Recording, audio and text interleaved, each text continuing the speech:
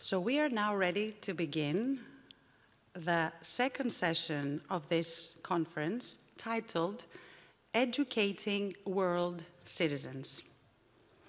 It is my pleasure to introduce the moderator of this session, so please join me in welcoming Mr. Dimitris Sotiropoulos, Professor of Political Science at the University of Athens.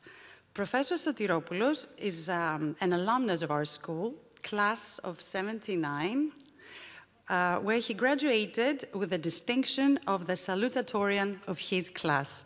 Mr. Sotiropoulos, the floor is yours.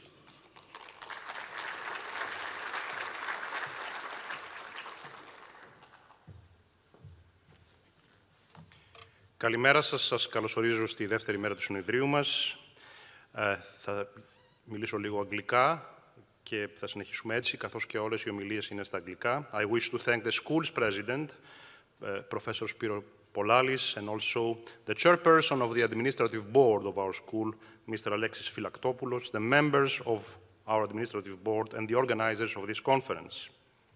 I will just make a few introductory remarks and then invite the four speakers, one by one, to speak. As we just heard, yesterday was the first day of the conference in which main themes of the speeches concerned, among other topics, change in education methods and in the content of education, how teachers adapt to changes, how to incorporate artificial intelligence into education, and what is the role of teachers in view of such multi-level changes. Today, our panel, which I will now monitor, concerns education of world citizens. To address issues like issues related to the education of world politics, we will listen to experts in politics, European and international affairs, psychology, intercultural education, and international education. Before I present the first speaker, let me make very few remarks. In this country, in Greece, there is a lot of debate on the content of school curricula in particular. I tried to think of a school curriculum for all pupils around the world. How should it be? If for a moment we make the crazy assumption that a common world curriculum may be adopted in schools around the world, ideally, a common curriculum for world education would contribute, perhaps, to world peace. It will not happen anytime soon. But if it materializes one day, I would suggest that at least a few themes may be the point of departure for constructing such a curriculum. For example, human societies today face many different challenges, but a few common challenges as well. Examples are the integration of artificial intelligence and future digital developments in education, climate change and environmental destruction, the risk of nuclear confrontation, and perhaps more pandemics in the 21st century.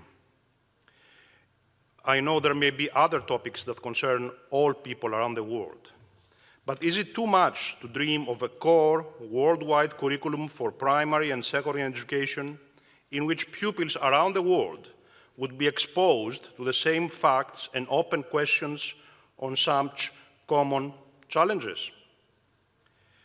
There is accessibility of information online in the world today as never before, and there are vast amounts of knowledge available. Perhaps such a debate on a worldwide school curriculum could happen. Enough of dreaming of a worldwide common school curriculum. Let me present the first speaker, Professor Lukas Tsoukalis. He is an emeritus professor of European organization at the University of Athens, but he has also been a full professor at the London School of Economics, Oxford University, the European College in Bruges, and also visiting professor at Harvard University and at Sciences Po in Paris, where he now teaches. He has been also one of the major people of the ELIAMEP, the most important think tank of Greece regarding research, European and international issues. He is the president of ELIAMEP. Finally, he has published many books, most of them with Oxford University Press, and we are eager to listen to him now that he comes to the podium. Professor Tsoukalis.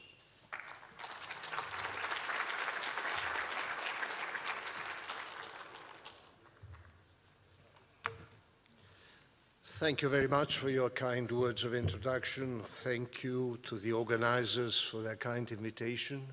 It is a pleasure to be part of this panel to discuss education of world citizens. It is also a great pleasure to be able to join the celebrations for the 100th anniversary of the college, the Athens College. Congratulations, job well done, and very best wishes for the next 100 years. Now, educating world citizens. I suppose there's an implicit assumption in the title that there is a world where barriers are breaking down, borders are disappearing, there are world citizens who travel, who consume goods, services, and culture from different parts of the world, and who think of themselves increasingly as citizens of this world. And of course, technology facilitates this interaction across different parts of the world. But allow me to suggest that this is part of the truth, but not the whole truth. There is part of the world where people increasingly feel as world citizens and are able to enjoy the possibilities of traveling, of consuming, and everything else. But at the same time, we live in a world which is marked by very deep divisions and very huge inequalities. So there are world citizens, and there are many others still, the very large majority, who might at best aspire to be world citizens, but certainly do not have the possibility to do so. So this is the first point I would like to make, the first message I would like to get across. And this is the idea of complexity, but also antitheses, very different realities coexisting with each other. So let me move on to the next, which is about change. We know that we live in times of rapid change. In fact, rapid change is an understatement. I don't think it's an exaggeration to say we live in times of cataclysmic change. And this cataclysmic change is the product of many different things that are happening at the same time. They are coinciding and they are feeding into each other, therefore multiplying the effects in terms of change. I would like to identify what I consider to be 5 key driving forces changing the world around us in a very big way. The first is, of course, geopolitics. It is true that in recent years, the geopolitical tectonic plates have been shifting in a big way. After the fall of the Berlin Wall, after the disintegration of the Soviet Empire in Central and Eastern Europe, after the implosion of the Soviet Union, we moved into an era of, and I don't think it's an exaggeration, of undisputed US hegemony. It was a unipolar world. Hegemony did not necessarily mean omnipotence, but it meant hegemony. And it was exercised sometimes in a benign fashion, sometimes in a less benign fashion. But this has been changing in recent years. There is an emerging superpower in China, which is challenging that hegemony. But I think much more than that, there is an increasing diffusion of power in an increasingly fragmented world. So we are moving gradually from a unipolar, not so much to a bipolar, but more to a multipolar system. And this multipolar system, this is a period of transition. And history teaches us that transitions are characterized not only by instability, but very often of violence, violent conflict. It is characteristic that one of the books that hit our screens and became very popular was a book by Graham Allison at Harvard on Thucydides' trap, drawing a comparison between the war between Athens and Sparta, the power that was already there and the emerging power, with relations now between the United States and China. And Graham Allison, his team, did a historical work in which they showed that, not in all cases, but in the majority of cases, where there is an emerging power challenging the hegemony of the existing power, there is war. So hopefully this does not materialize in our today's world, but there is no doubt that instability produces conflict and possibly leads to violence. This is the first driving force. The second driving force is, I would call it in a term that has become more fashionable recently, geoeconomics. What does geoeconomics mean? It means essentially that politics takes over from economics in international economic relations. That considerations of security and power prevail over economic efficiency concerns. And this is the world we're living in today. What we are witnessing is the gradual end of economic globalization in its liberal version. Remember, the globalization that we experienced for the last almost 40 years, which brought prosperity, but which also brought a very unequal distribution of gains and losses. And most importantly, it produced a very unequal distribution of gains and losses within the developed world. The results of that unequal distribution we've been witnessing in the United States, in the UK, and to a lesser extent in other parts of Europe. Now, this economic globalization also did something which would have been considered to be unthinkable, namely the incorporation of communist China into the global capitalist system.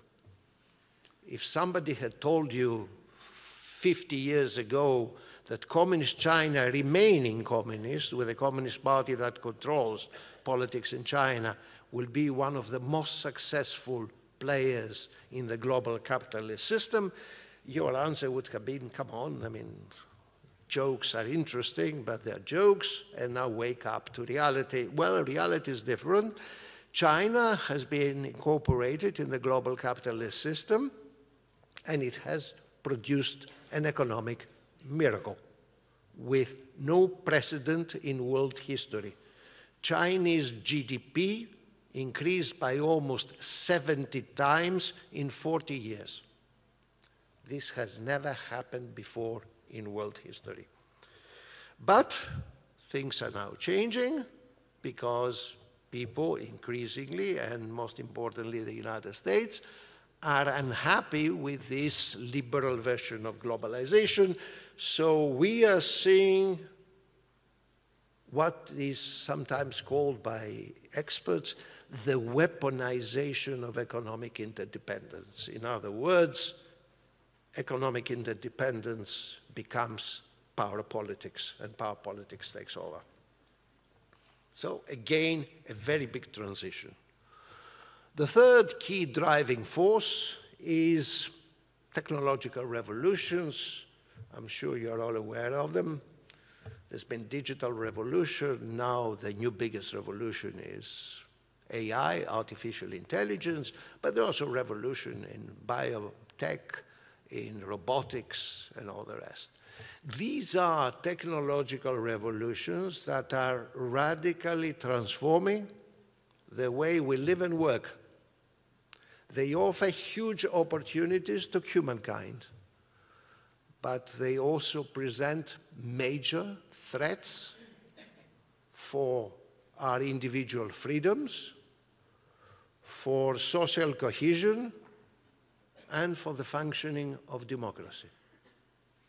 And technological revolutions also create benefits, but nobody knows how the benefits will be distributed. We know from experience that technological revolutions do not, by definition, diffuse the benefits across a wider section of the population. This is not an automatic product of the market. It has to do with political decisions. And technological revolutions are a decisive factor in the world today. To give you an example, I was 2 weeks ago in Beijing, and I was staying in a hotel, and suddenly I saw little machines walking in the corridors. And I was surprised at the beginning. I saw those machines, so I followed one of them. So the machine stopped in front of the lift. The lift stopped, the machine went in. What was the machine doing?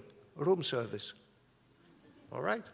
So machines are providing room service in an increasing number of hotels in Beijing and also in other parts of the world, more in Asia than in the West.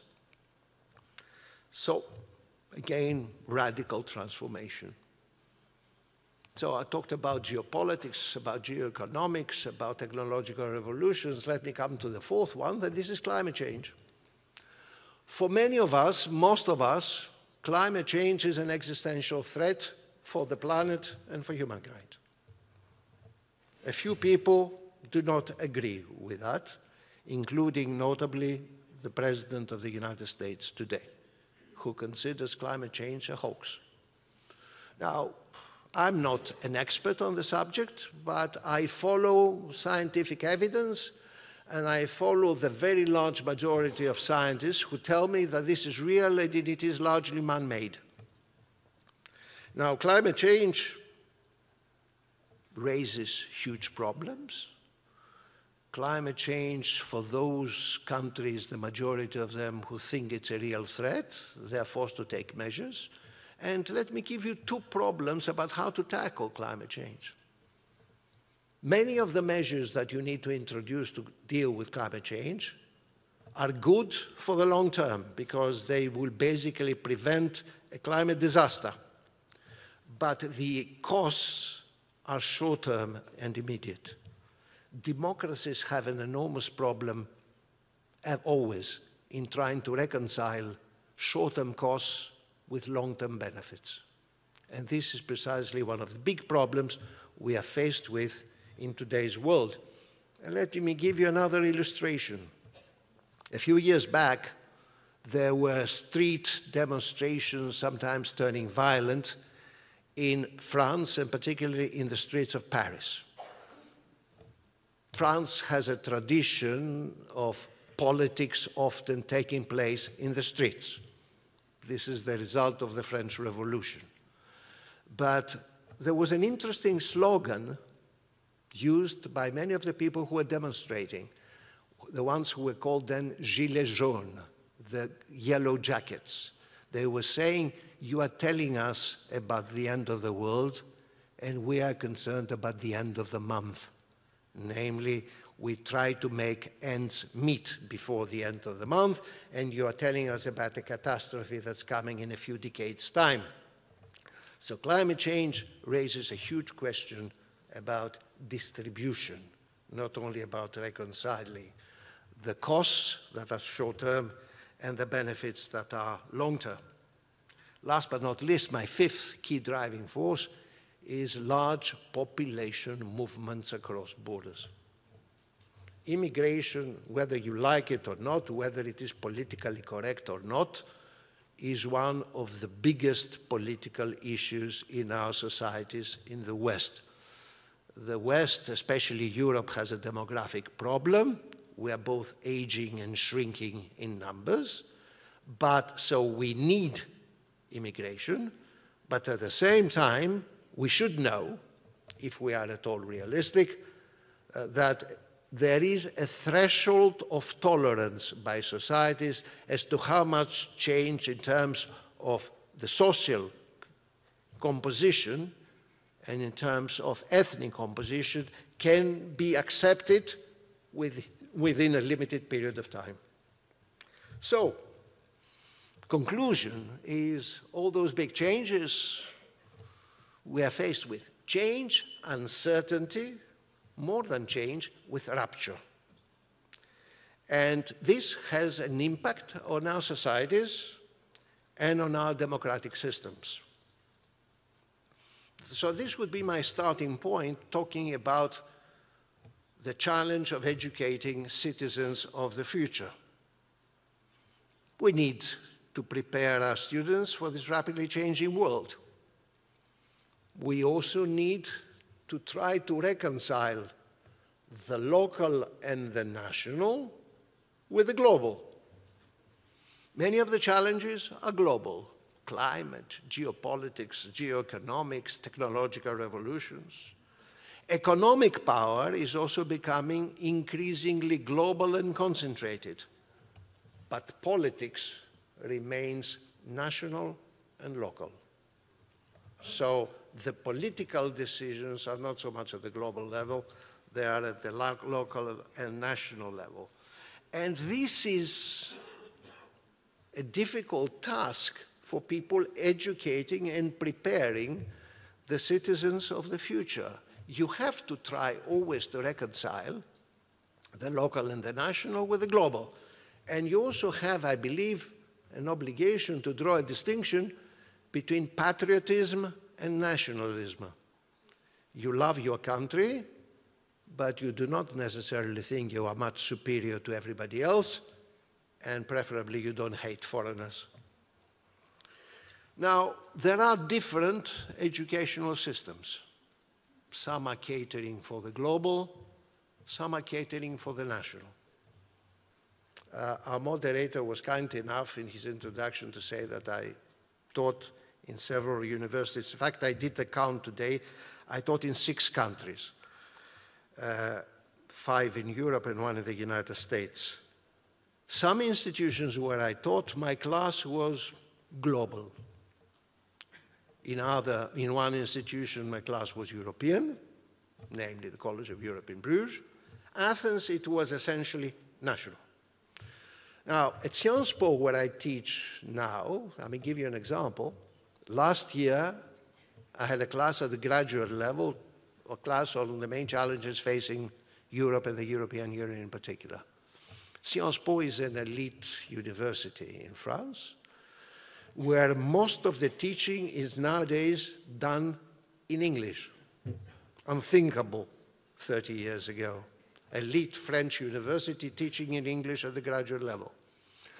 My class, I had 31 students from 16 countries. And they were not only European, they were Chinese, Russian, Australian, and American. So that is a very different class to handle. Now, what we do need is to provide our students not only with skills, but with the ability to think critically. And that is hugely important, because skills are important, but they are becoming obsolete very quickly. Hard facts you can find in the internet, but you can't exactly find in the internet or artificial intelligence as yet is the ability to think critically and deal with complexity. So one message would be, we have to teach our students the ability to adapt, the ability to handle the unknown, and think the unthinkable. And we also need to try to look for the right mix between skill specialization and the bigger picture.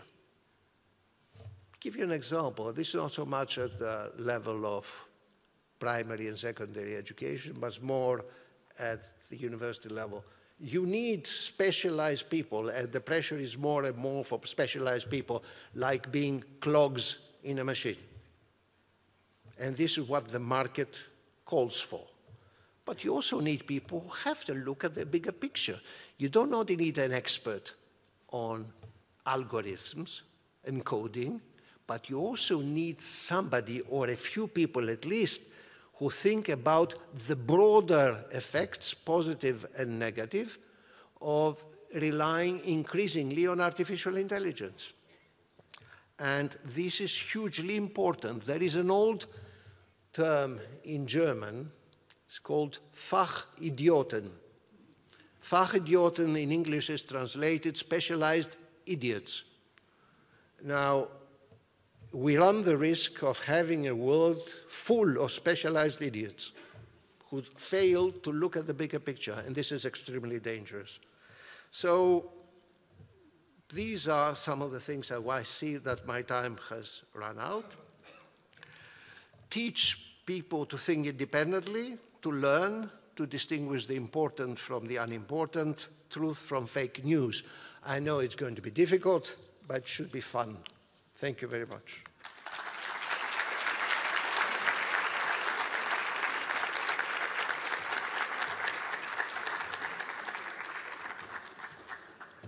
Thank you, Professor Tsoukalis, for a bird's-eye view of at least 5 forces which are shaping today's world and the need of educators to think of ways to incorporate these challenges into education.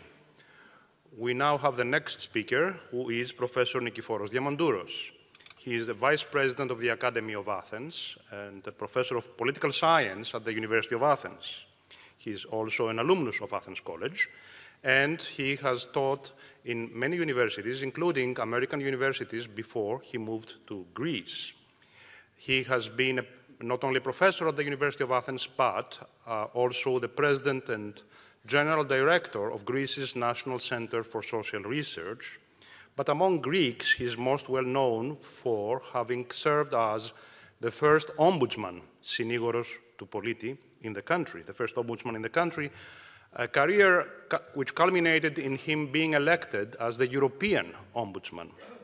He has also taught at the College of Bruges and also the Juan Marc Institute in Spain. He is someone who has also served as counselor to European Commission, and his publications in political science concentrate on democracy, rule of law, and public administration. Above all, however, he's known for his work on political culture. I invite Professor Diamandouros to talk to us.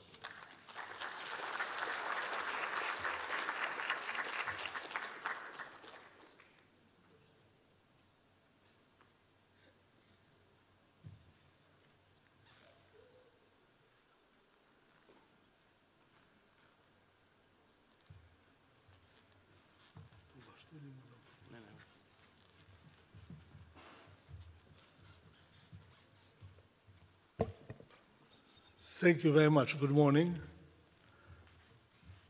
I want to express my thanks to the organizers, to Athens College, of which I'm a product, to President Polalis, and to all of you for being here.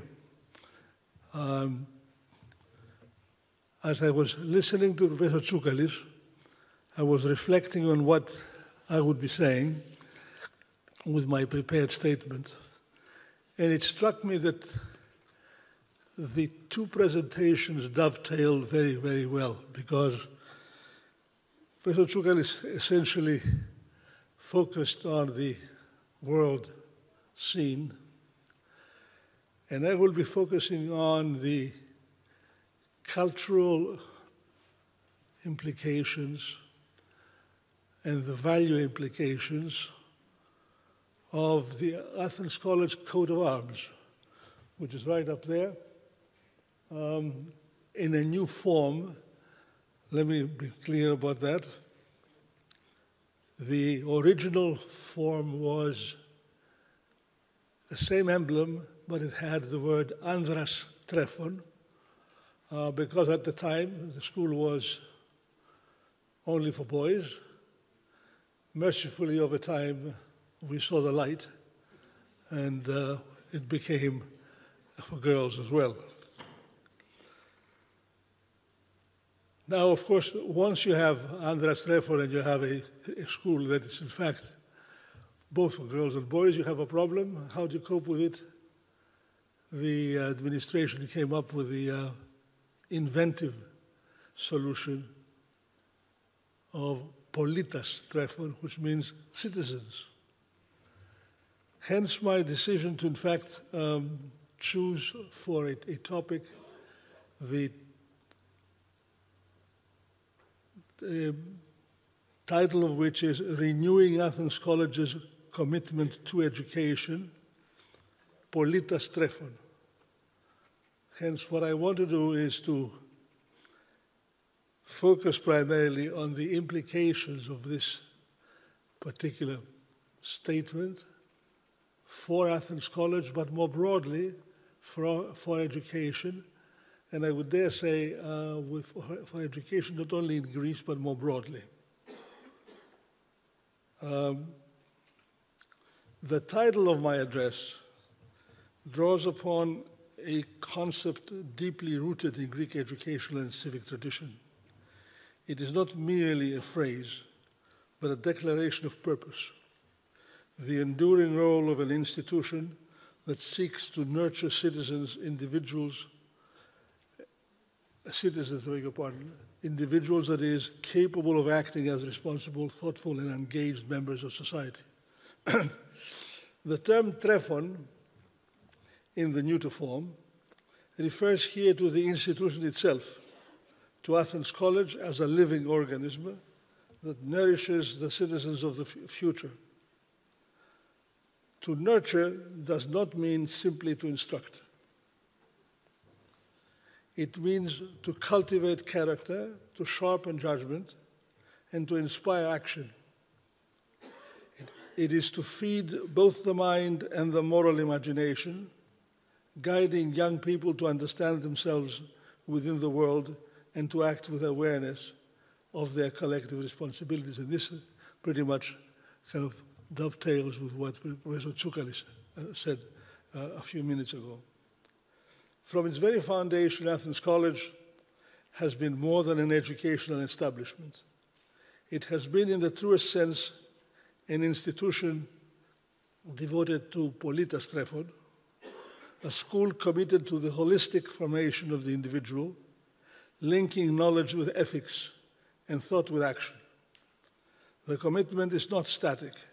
It evolves continually as society itself changes and as the challenges of citizenship grow ever more complex.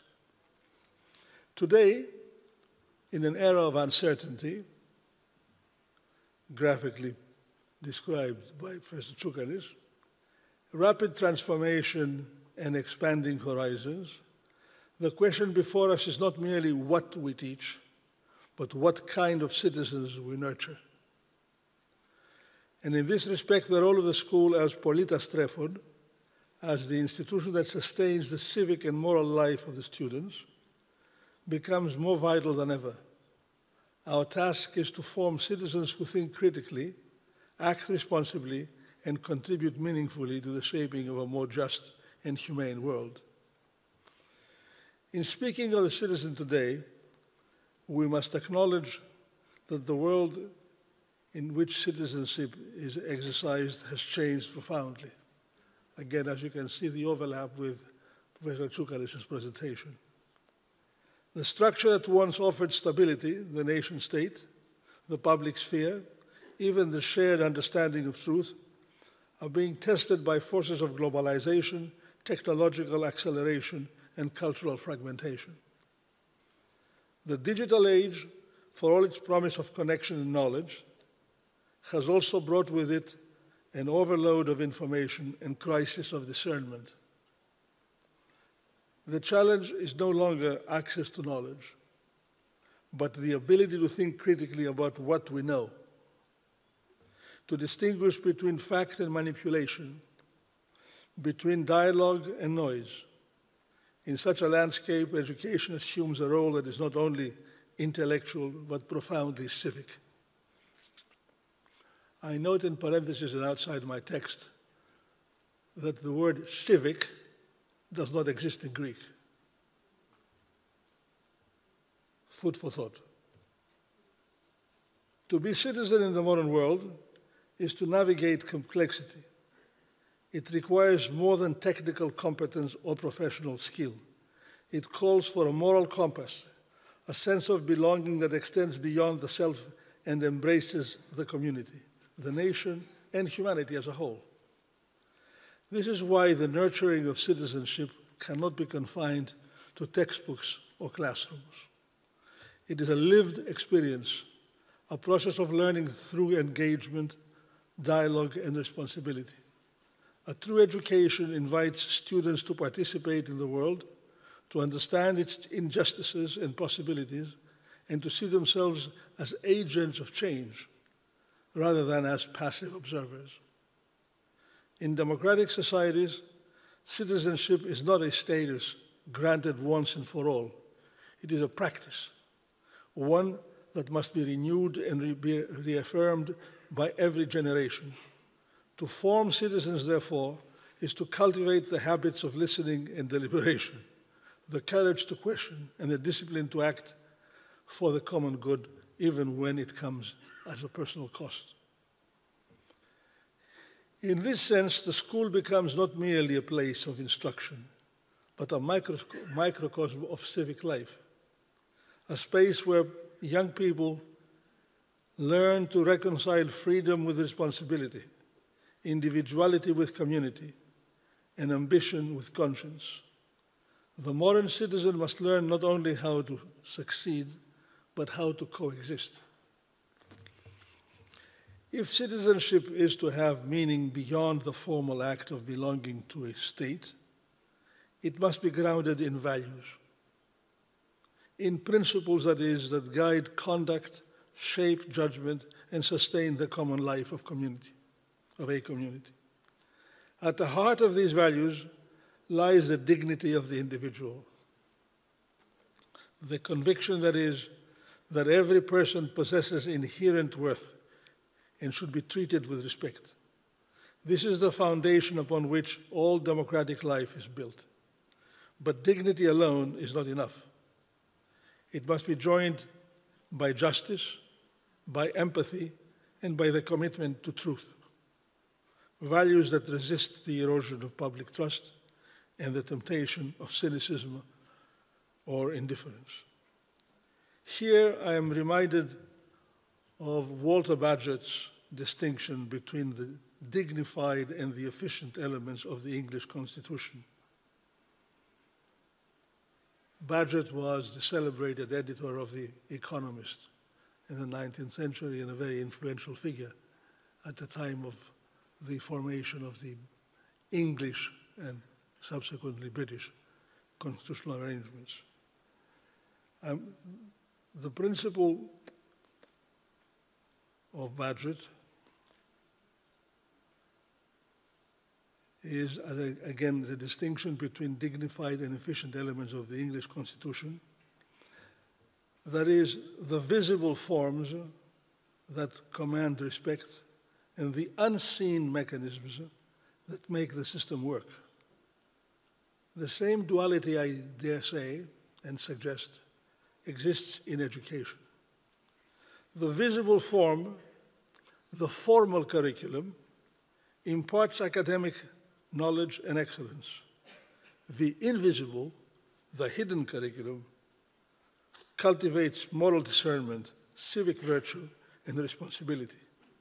Both are necessary, and it is their balance that sustains the vitality of a democratic culture. We might even draw a parallel with the concept of checks and balances. This is an institution that has its origins also in the United States. The concept of checks and balances in the United States Constitution, a principle nowhere explicitly written in the text, yet essential to the functioning of the entire system. That is, being severely tested as we speak. Likewise, the hidden curriculum in education operates as a kind of a moral and civic counterbalance, an unseen structure that upholds integrity, accountability, and the ethical use of knowledge. A genuine citizen, therefore, is not defined by privilege or origin,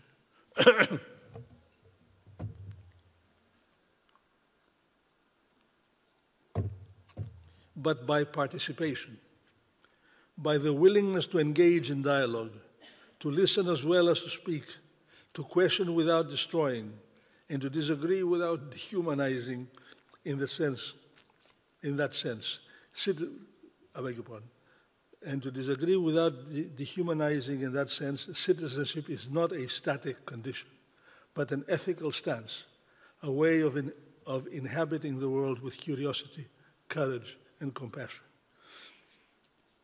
The ideals I've just described, dignity, justice, empathy, and responsibility, do not flourish in abstraction. They must be cultivated through experience, within communities that embody and enact them in every day. In this sense, Athens College stands not merely as a place of learning, but as a workshop of citizenship, a microcosm of the democratic values it seeks to sustain. From its founding, the college has understood education as a holistic endeavor, the shaping of the intellect and of the nurturing of character as inseparable aims. It has sought to form not only minds capable of analysis, but consciences capable of discernment, not only achievers, but contributors. The college's long-standing commitment to service and community engagement exemplifies this vision. Through volunteer initiatives, outreach programs, and partnerships with broader society, students learn that knowledge finds its highest purpose in service. They discover that leadership is not domination, but responsibility exercised for others. Equally important is the college's emphasis on dialogue and pluralism. Within its classrooms and assemblies, students encounter different viewpoints, cultures, and traditions. They learn that diversity is not a thrust to unity, but a condition for it, that the strength of a democratic community lies precisely in its capacity to hold differences together through respect and reasoned discourse. Athens College as an institution promoting politastrefon, also recognizes the moral dimension of excellence. It challenges students to pursue achievement not as an end in itself, but as a means of contributing to something larger, to the well-being of their community, their country, and the world. In a time when education is often reduced to metrics and competition, this institution insists on a broader and nobler mission and vision: to form citizens, men and women whose intellect is guided by conscience and whose ambition is tempered by empathy. This is the legacy of Athens, the legacy Athens College inherits, and the promise it continues to renew with each generation. To remain true to its mission as politastrefon, Athens College must not only honor its past, but also adapt its purpose to the demands of the present. Education, like democracy itself, cannot stand still. It must renew itself through reflection and reform. We live in a time when information moves faster than understanding, when innovation outpaces wisdom.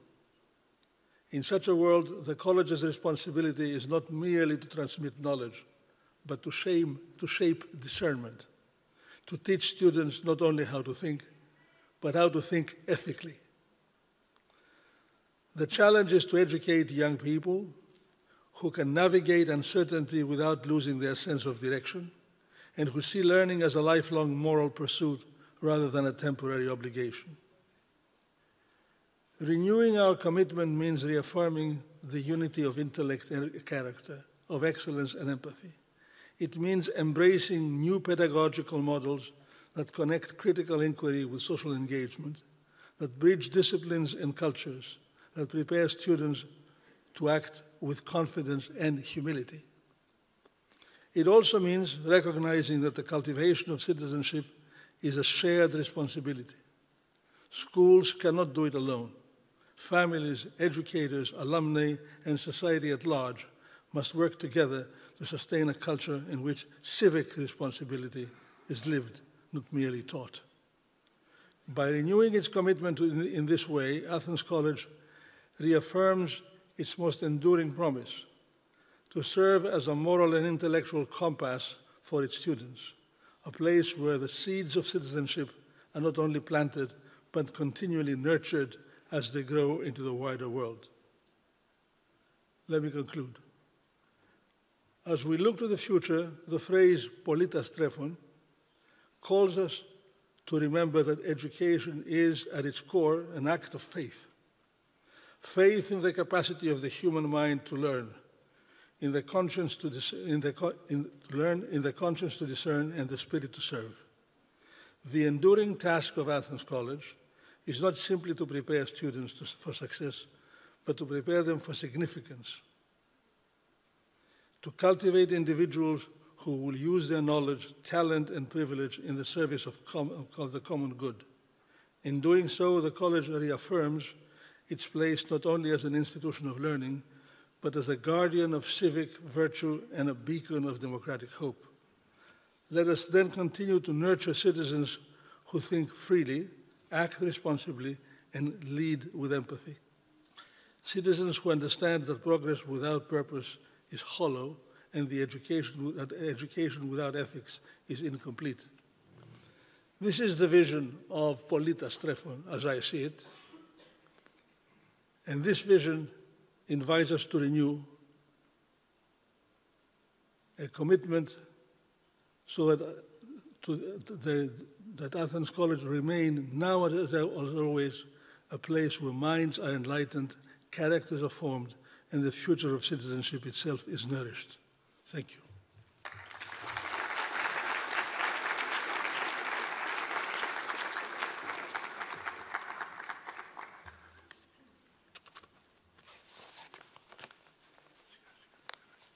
Oh, here's a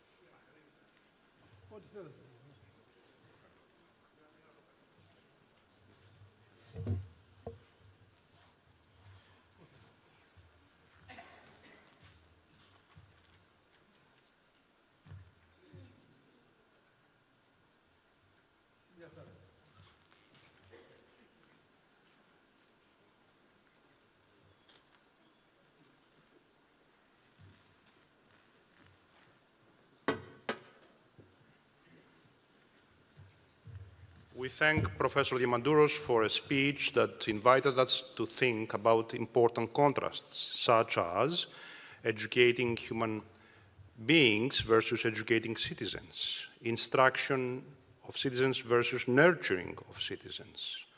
Also, the invisible and visible function of the school, as well as the contrast between fake and real information. And finally, and I would say most importantly, the distinction between educating for success and personal achievement versus educating young people for significance and service to the public. I now invite our next speaker, who is Professor Helen Heist. Professor Heist is a professor of psychology at the University of Bath, but also a visiting professor at Harvard Graduate School of Education, where she has directed programs of research. For 5 decades now, Professor Heist has done research on attitudes, identities, and behavior of the young people, and she has insisted on studying cultural factors regarding the teaching of science, including the way young people face or understand science and technology. She has also contributed to research regarding gender and feminist theory. Her current work concerns social change in education, in morality, and in skills. She has published many books, and for us, political scientists, she has been, importantly, the co-editor-in-chief of the journal Political Psychology and president of the International Association of Political Psychology. I invite Professor Hayes to talk to us.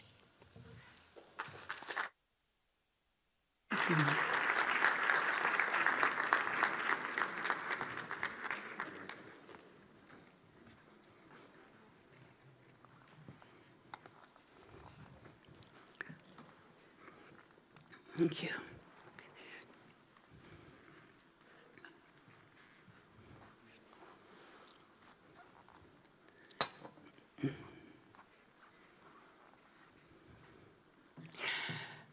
Good afternoon. I think it's now good afternoon, just about. I'm very grateful to the organizers of this event for inviting me. It's a great privilege to be here. I also am delighted to see in practice a real educational experiment that has worked for 100 years. I'm very impressed with what I have seen and heard about Athens College, and I wish that we could transport it throughout the world as a model for how to create good citizens, which, of course, as Professor Binji said, I have done work on for some time. So I'm going to talk about change and how we fail to manage it. And in that sense, I build, I think, on the speeches this morning already, and to an extent, some of the issues were raised yesterday in yesterday's extremely interesting sessions. So, the title, Future Is and Future Ought. What the future will look like and what we think the future ought to look like. And I'm particularly going to focus on what I call threats of uncertainty, and particularly the dangers of seductions of effectively false certainty. These two pictures represent, I think, just some images of the crisis situation that we are now living in. The question of course, Apocalypse Now is actually a movie poster, but it, I think, captures a moment in time that we're experiencing. And of course, the poor polar bear living on the last remains of his floating glacier is an extremely evocative image around climate change. But I think it's important to recognize that this moment of crisis, of course, crises have always existed, but in the last 5 years, I think, we've experienced something very special. Somebody mentioned the word rupture already today, and that's how we should think about it. We've had COVID-19, which impacted absolutely everybody in the world in some way or other, and we are still experiencing the consequences of COVID. Climate change we've been aware of for some time, but it has become exponentially greater as we see more evidence of its consequences. I think a particular image for me, I don't know how universal it is, was the realization that if it goes on, there'll be no cities on coastlines that exist except underwater. And as many, many major capitals exist on coastlines, there are going to be rather serious consequences. And the fact that nobody will be able to live in the tropics at all. These are just two examples. And of course, also at the political level, a number of upheavals, particularly, for example, around race and race identity, but more recently, of course, the kind of wars we've been witnessing. So we're living in a time very much of uncertainty. We live in a time of change, and we have to manage these effectively. And the key point I want to make and stress and talk about how we deal with is the fact that the future is not just more of the same, but in fact, how we think of the future, our vision of the future, whether it's about ourselves or about society, it's embedded in our present. So basically, our vision of the future is distorted by how we see the present. For example, we predict from our present concerns and values.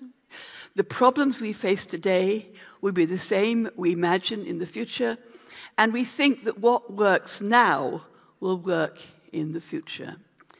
And as a consequence of this assumption about the future being the present, we become anxious about ambiguity and uncertainty. And I want to address that in my talk today. I want you to do a little experiment. You're maybe familiar with this picture. It's by, of course, M.C. Escher. I'm going to give you half a minute to look at this picture carefully.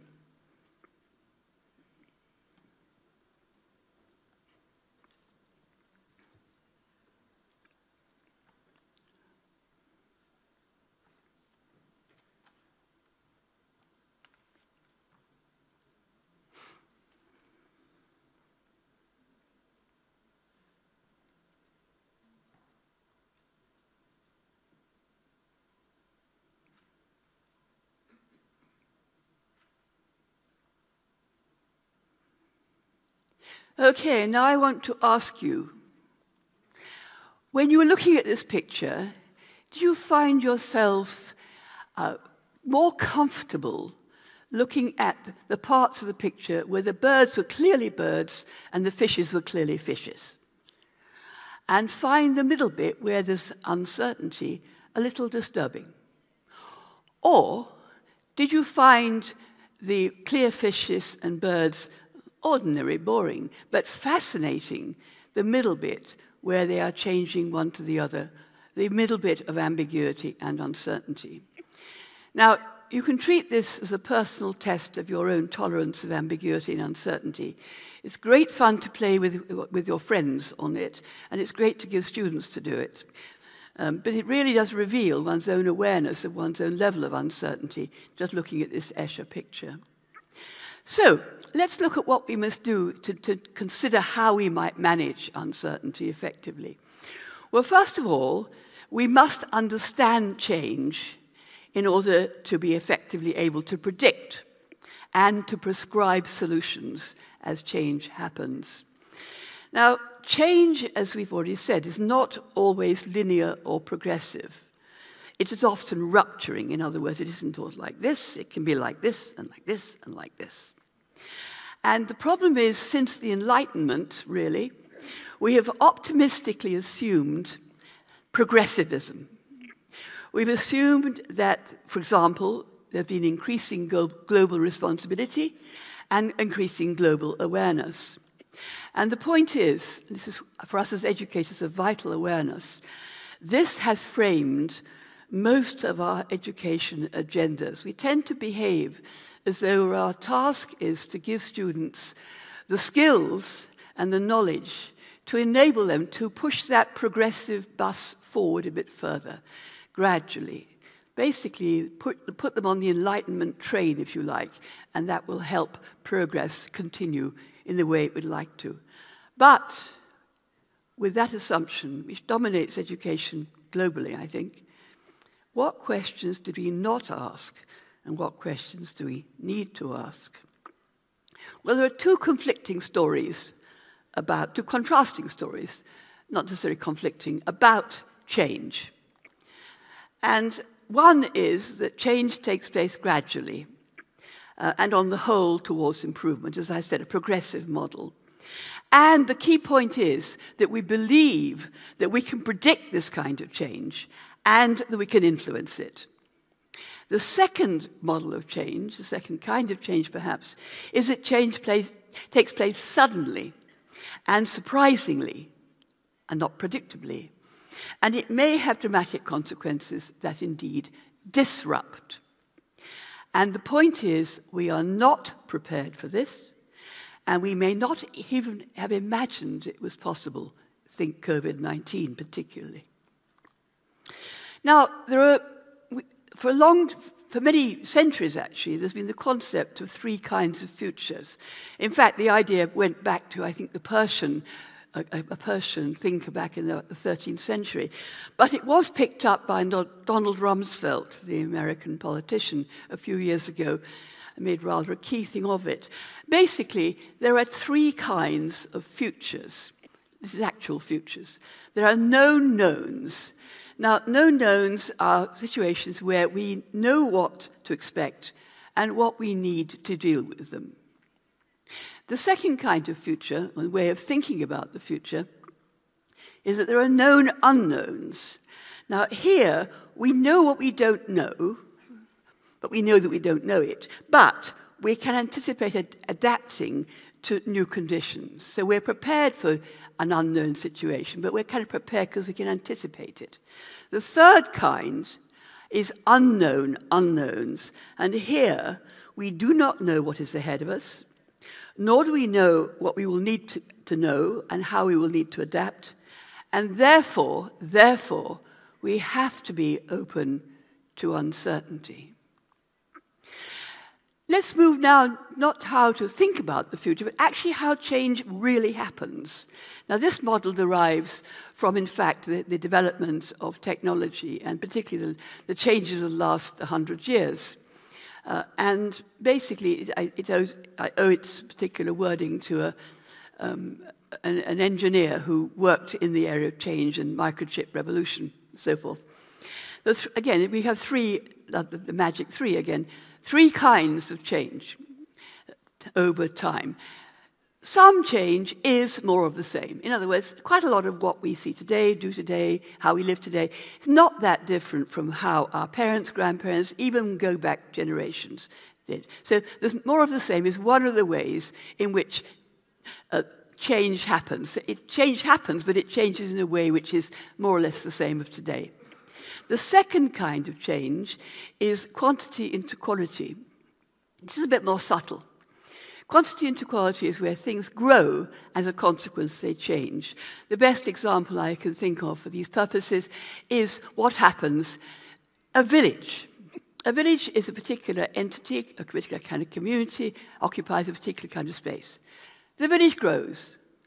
More houses are built, more roads are built, more transport comes in. It becomes a town. And then, in the fullness of time, the town grows and has even more roads, even more houses, industry. It becomes a city. The key point is there is a continuity between a village and a city, but a city is very, very different in all possible ways from a village. So that's an example of quantity into quality. The third kind of change is what my colleague called a knight's move. You know, in chess it does that, right? Basically, something suddenly happens that transforms everything. And of course, he was talking about the microchip, but there are many other examples. So a knight's move is where you cannot predict because the line doesn't do that, it does that. And everything before becomes, if not meaningless, at least differently meaningful. So what are the implications of this? Well, are we any good at predicting real life change? The answer is up to a point. Mostly no. Basically, people mainly think in terms of more of the same. Known knowns, basically. What we mostly do, almost all the time, is think in terms of more of the same. Some people, if they are very highly trained or have an exceptionally good imagination, can think about what quantity into quality would look like, what, if you like, known unknowns look like. The third kind of change, nobody almost can imagine the knight's moves. These are unknown unknowns. People could not imagine what life would be like after the microchip revolution. Some people in the audience, and I myself, can remember a world without iPhones, technology, and even one of these things come to that. Basically, that was a very different world. Back there in the 1950s, when I was a teenager, we couldn't imagine this. Very few experts may have had a sort of almost a science fiction vision of what might happen, but they were a minuscule number. I did some work looking at the predictions that psychologists make about the future of psychology. Now, psychologists are supposed to be quite bright, particularly ones who work in universities. And so I said, well, okay, what do you think will be the important areas of research in 10 years' time? What do you think the issues that we'll be addressing, what the theoretical models we'll be using in 10 years' time? And I did it 3 times in Britain. And on each occasion, remarkably or not, they predicted basically exactly what was happening today. The todays in question were 1984, 2000, and 2010.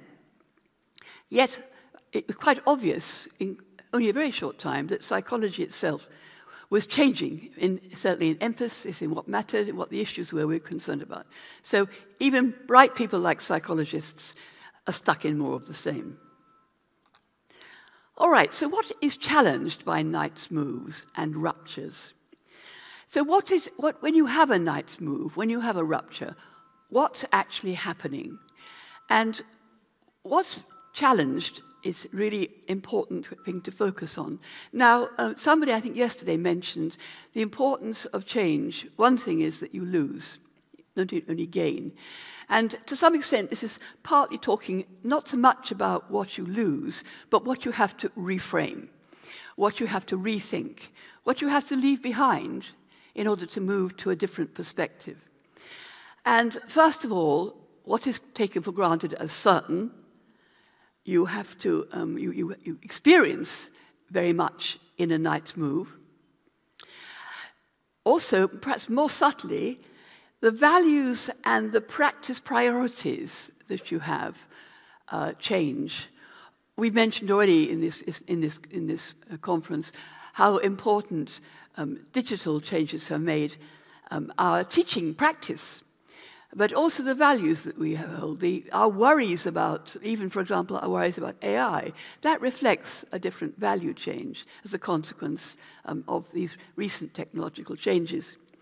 The goals that we have are the goals we are trying to pursue, both the utopias, the ideal goals, but also, of course, the dystopias, the ones we fear.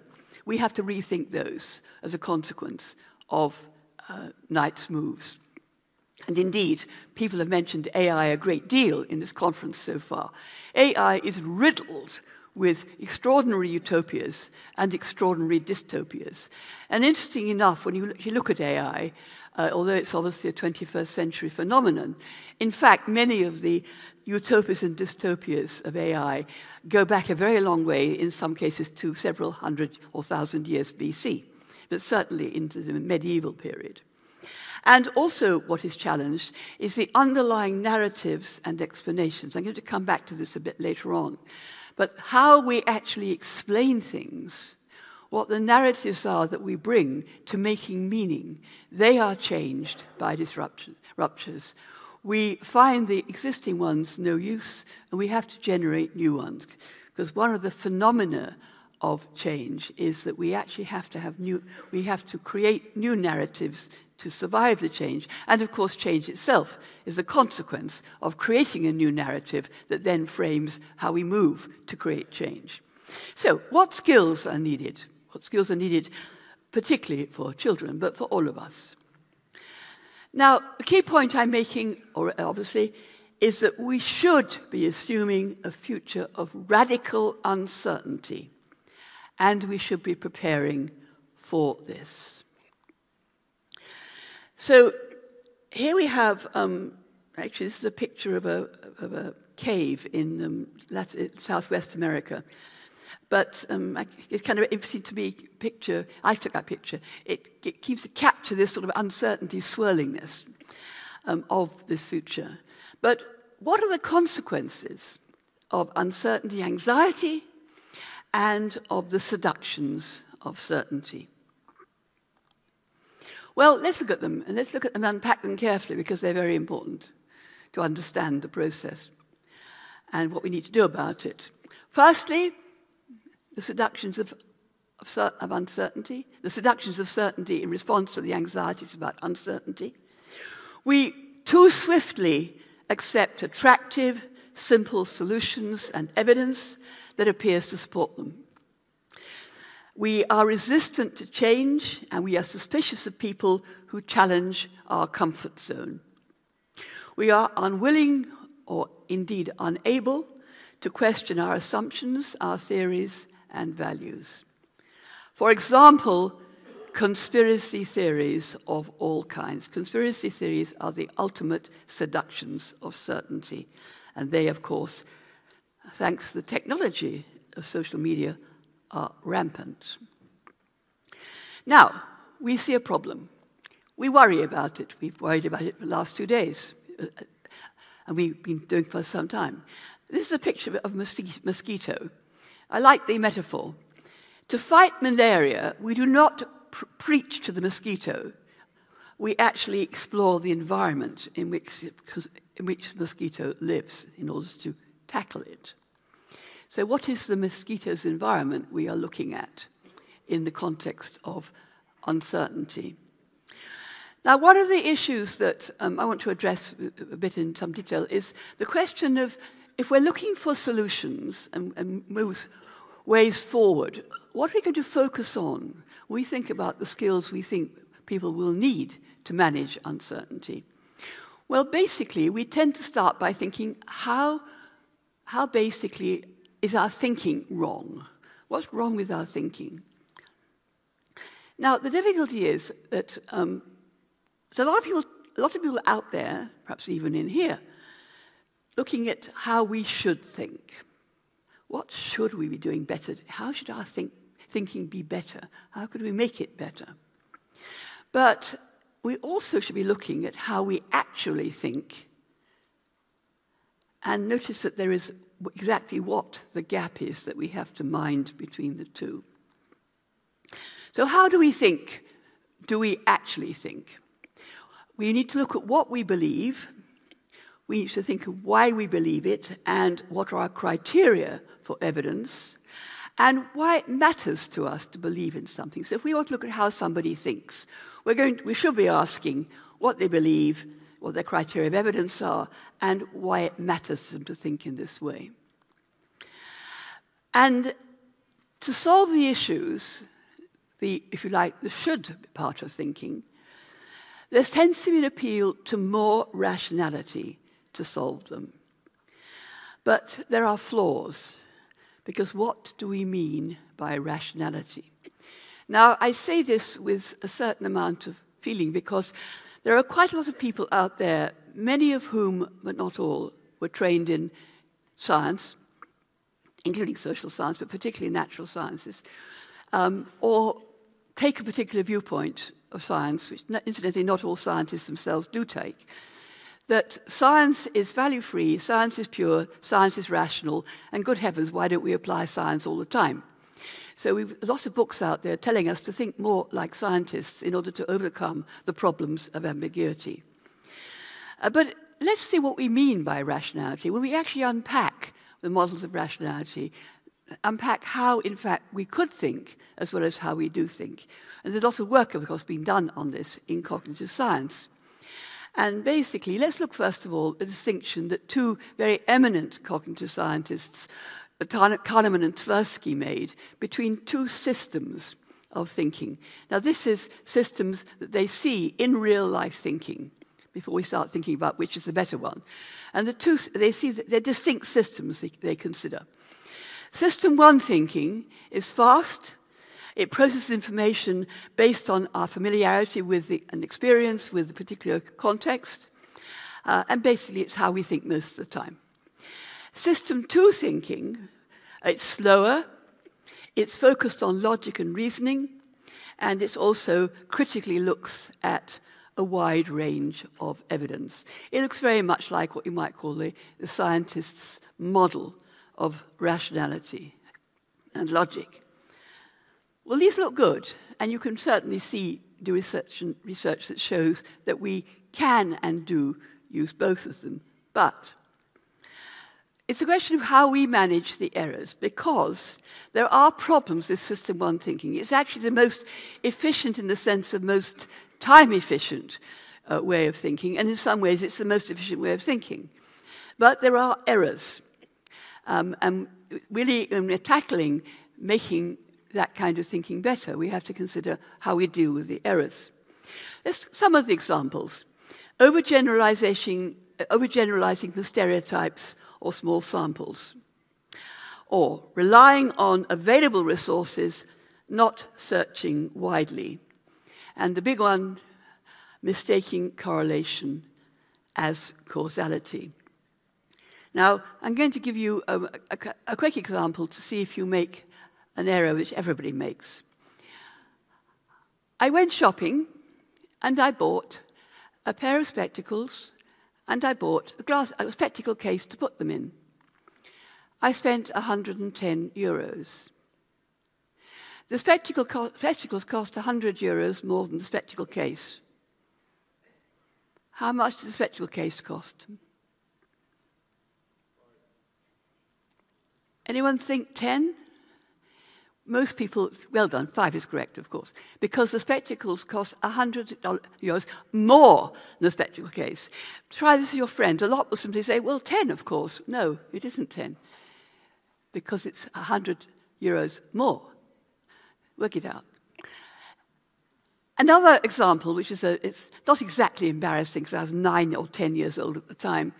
I'm sure you're all familiar with the British newspaper, The Guardian, which is a slightly leftish, but certainly what you might call read by people who are educated. My family read The Guardian. Most of our friends read The Guardian. So I blithely said at around the age of around 11, oh, it must be the most popular newspaper because everybody reads it. Well, of course, they don't. It's about 10% of the population reads The Guardian, but it's the kind of thing that at 11 years old, that's reasonable to do.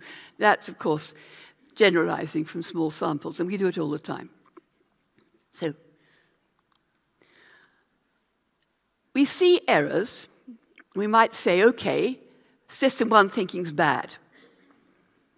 But actually, what we really need to do is to say, how can we make system one thinking more effective? Because it's actually how we think most of the time. We can do system two, but we don't. And probably wouldn't want to in the context of what are you having for breakfast tomorrow? So intuition or heuristics, which is system one thinking, is the primary mode of human everyday thinking. And it's highly adapted to our needs because it's very rapid processing information, drawing on resources very available to us of all kinds. And mostly we rapidly process information that draws, in fact, on well-tried knowledge and experience. And mostly that works quite well. And mostly we make decisions adequate to our purpose rather than having to go in for extensive deliberation and calculation. And also, mostly, when we're thinking in intuitive ways, we actually treat reason and emotion as entwined, not in conflict, whereas there's a tradition, not necessarily in system two thinking, but in certain forms of post-enlightenment rationality, to say the only pure form of thought is reason, and emotion gets in the way and corrupts. Crush it now. So, in fact, let's take taking a positive view of how we actually manage errors. And by implication, obviously, I'm saying this is how we do it when we do it well, and this is what we should be encouraging in education, young people to do much more effectively. We bring values and assumptions to select our arguments, so we actually do question our own judgment's validity when we think about it. We have checks and balances that monitor our judgments, all kinds of things. There's sort of maybe a what if, a maybe, perhaps not. They're there, even in essentially fast information processing heuristics. We need to use them more. And thirdly, very importantly, we are social beings. We are constantly in social interaction. We constantly evaluate and are being evaluated. We're constantly in dialogue, in debate and argumentation with others, which challenges the flaws in our justifications. We could make much more use, as actually several speakers have mentioned, of how actually dialogue happens, how conversation happens, and how that can be an effective process of monitoring and directing heuristics and intuition, system one thinking. Another element, I mentioned earlier on the concept of narrative, and the eminent psychologist Jerome Bruner, who undoubtedly many of you will have heard of. he made it the point that we have three models, certainly in psychology, but actually in life generally, about what humans are like.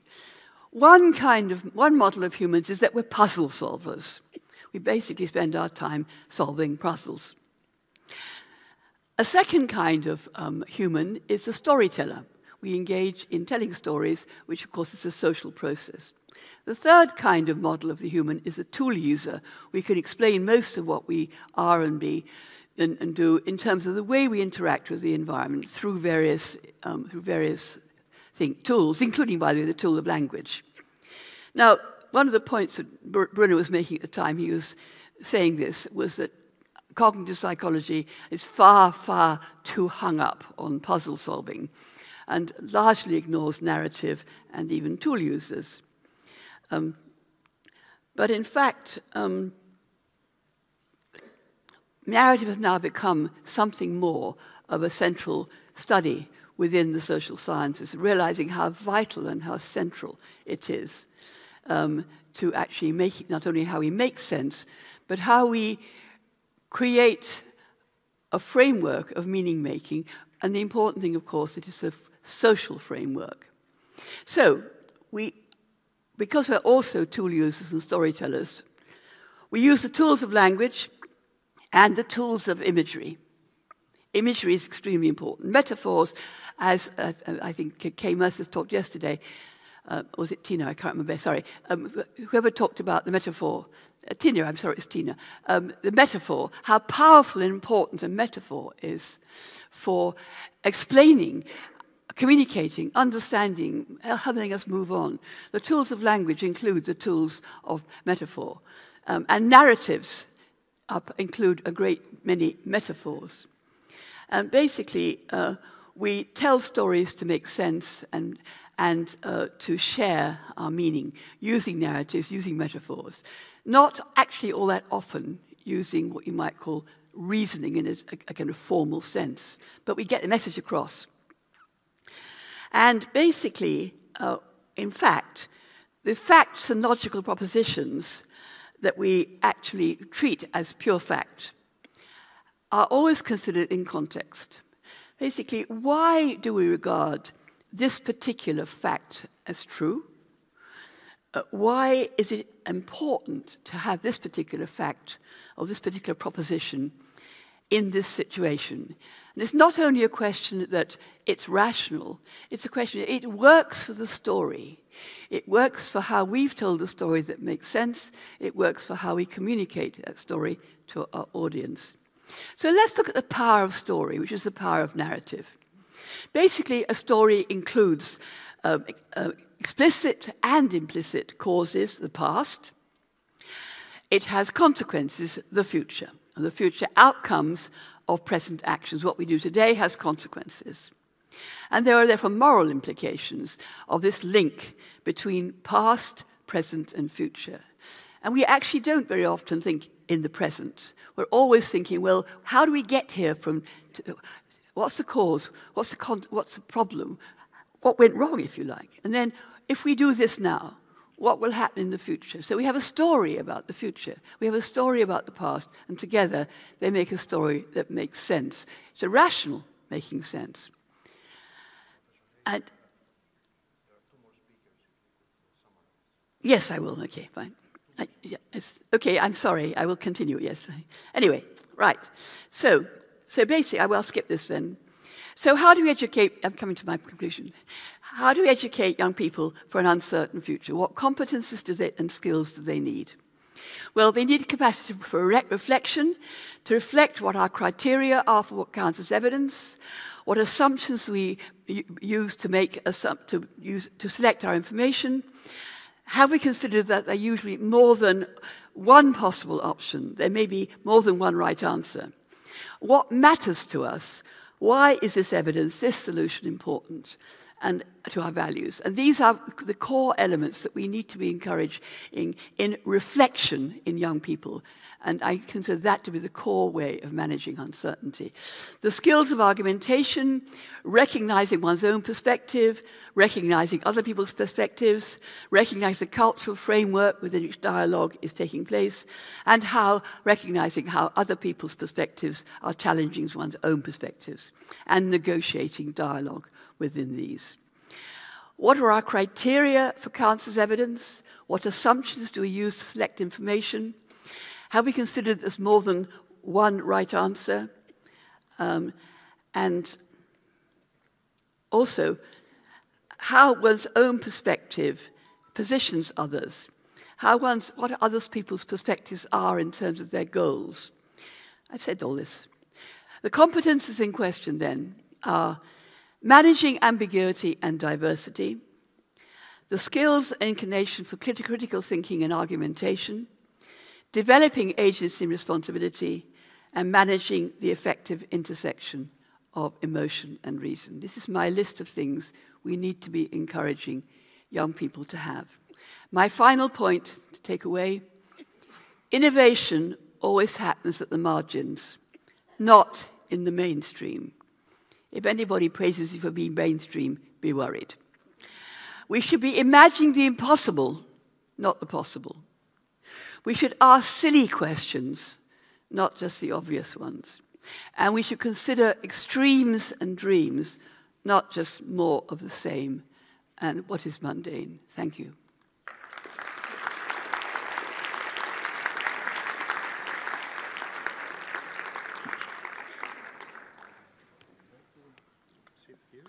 There's one more speaker. I'll sit here, it's okay. That's fine, yes.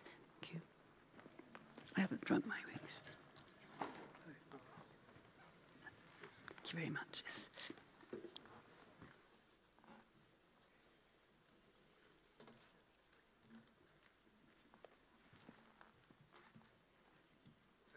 Professor Hayes for a speech that included lots of challenging ideas, including the idea that uncertainty may mean many different things, that indeed we should think that the future will not be the same as the past.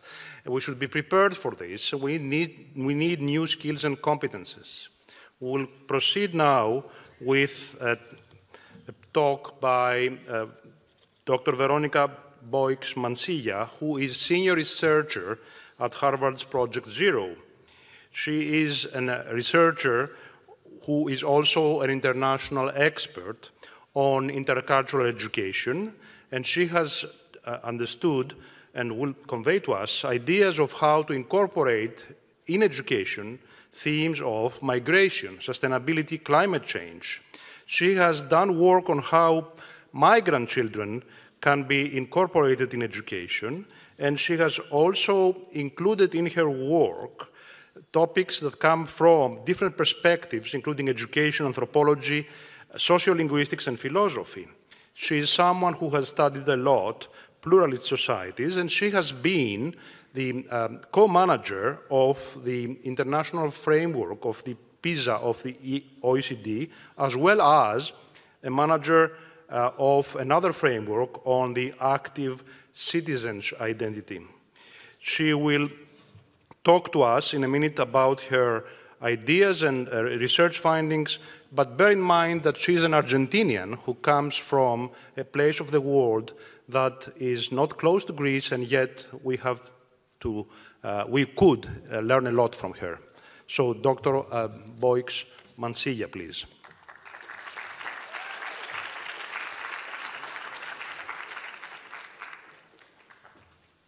Thank you so much. Thank you, everybody. Thanks, everybody. It is such a pleasure to be here together in a place that has in some ways sort of echoes of the warmth, the thoughtfulness, the energy of my own home country, Argentina, and the city of Buenos Aires in particular. I'm extremely, extremely grateful to you, Spiros, and to Alexis and members of the board for the invitation and the possibility of being here with you. And very excited and stimulated by the incredible panel that I hope we'll have a little bit of time to exchange with.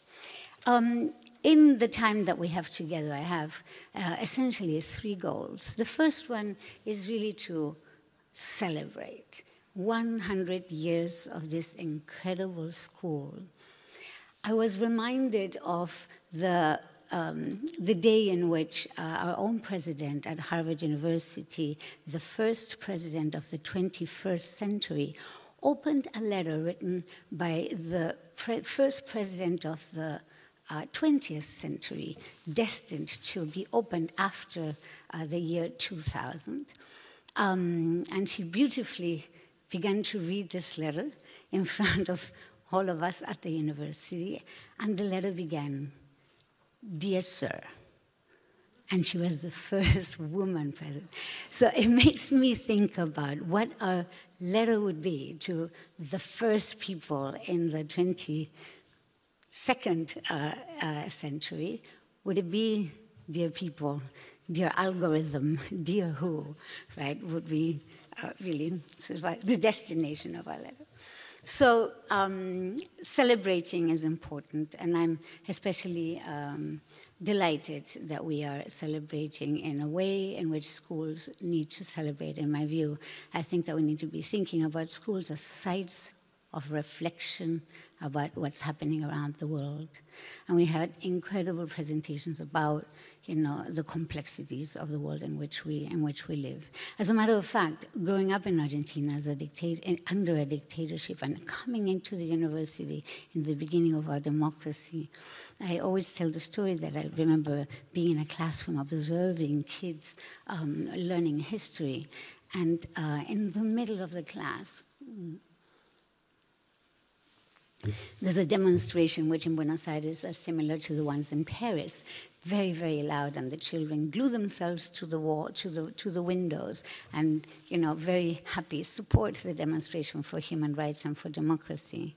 And the teacher, who was a history teacher of all things, claps her hands a few minutes later and asks the children to, "Chicos, children, let's come back to reality."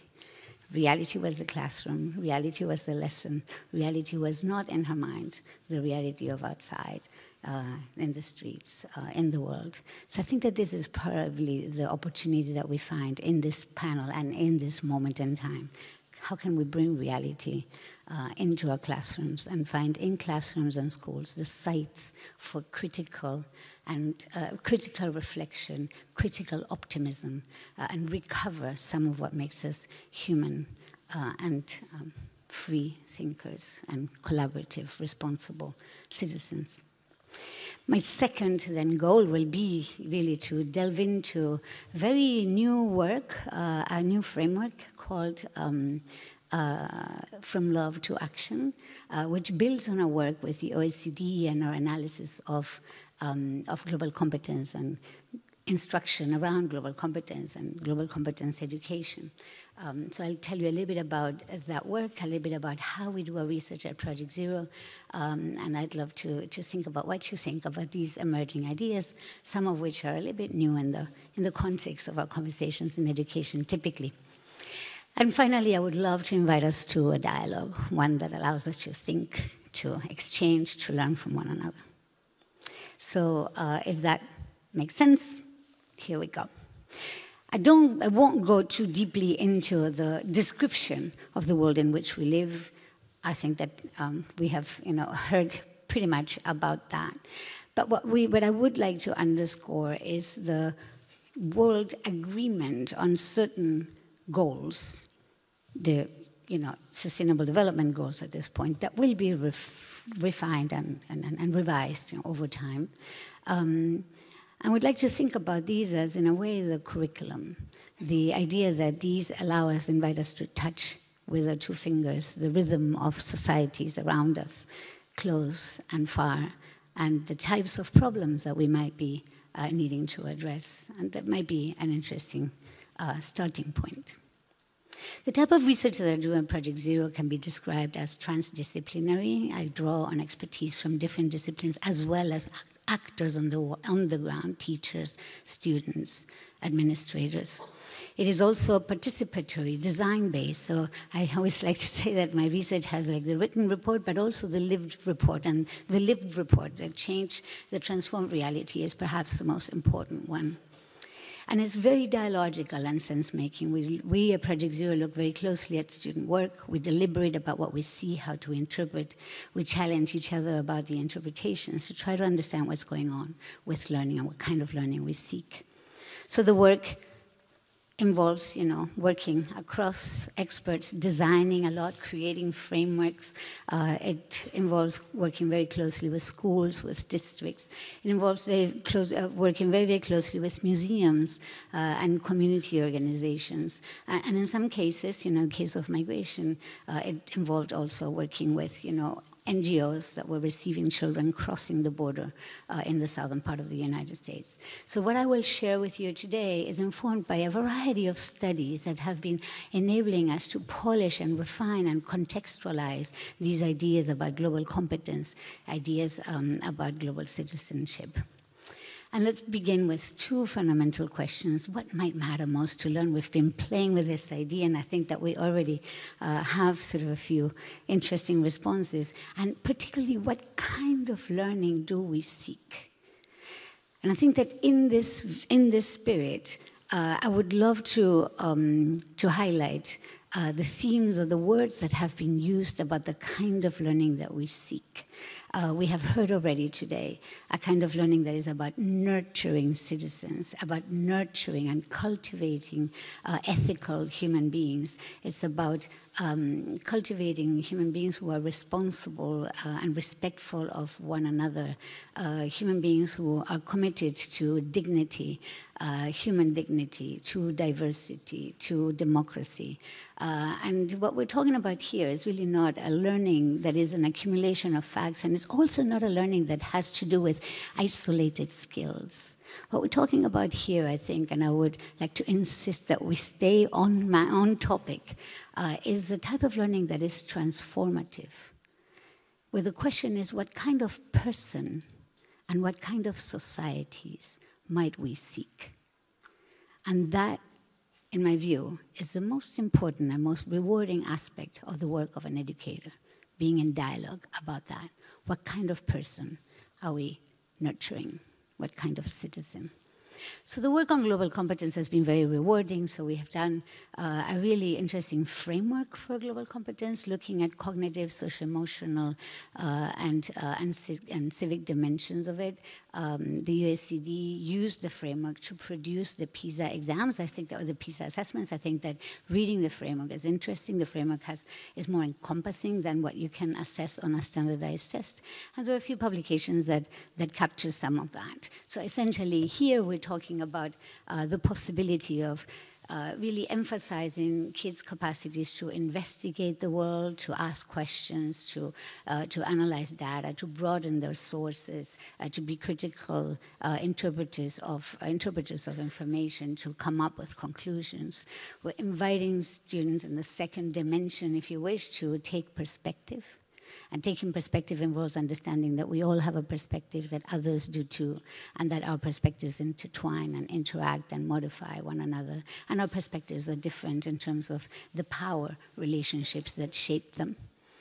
A third dimension of this framework involves dialogue across difference, very difficult to do, and yet so important, across cultural differences, religious differences, political differences, socioeconomic differences, and yet how important to cultivate that today.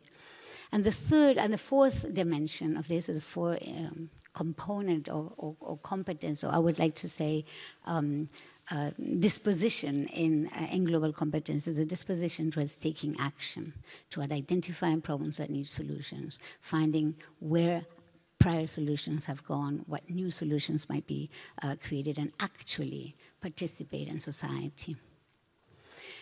So a few examples of what this looks like in classrooms. Here you have Emily's classrooms. I'm going to show you a few, really quite a few examples so that you can get like a sense of what this is like. So in Emily's classroom, way before COVID-19, she was looking at pandemics. So her approach was to look at Zika, Ebola, put the name of the disease at the center of a large piece of paper, and then brainstorm with students what questions they had. And the questions might lean into biology, into political science, into ethics, into philosophy, into culture. And then the students would investigate and little by little build this conceptual map that would be in a public space so that anybody in the school could come and see and learn. And year after year, her virology unit was very much this interdisciplinary mapping experience. This is Steve's class. This is 11th and 12th grade. And what Steve is interested, he teaches mathematics.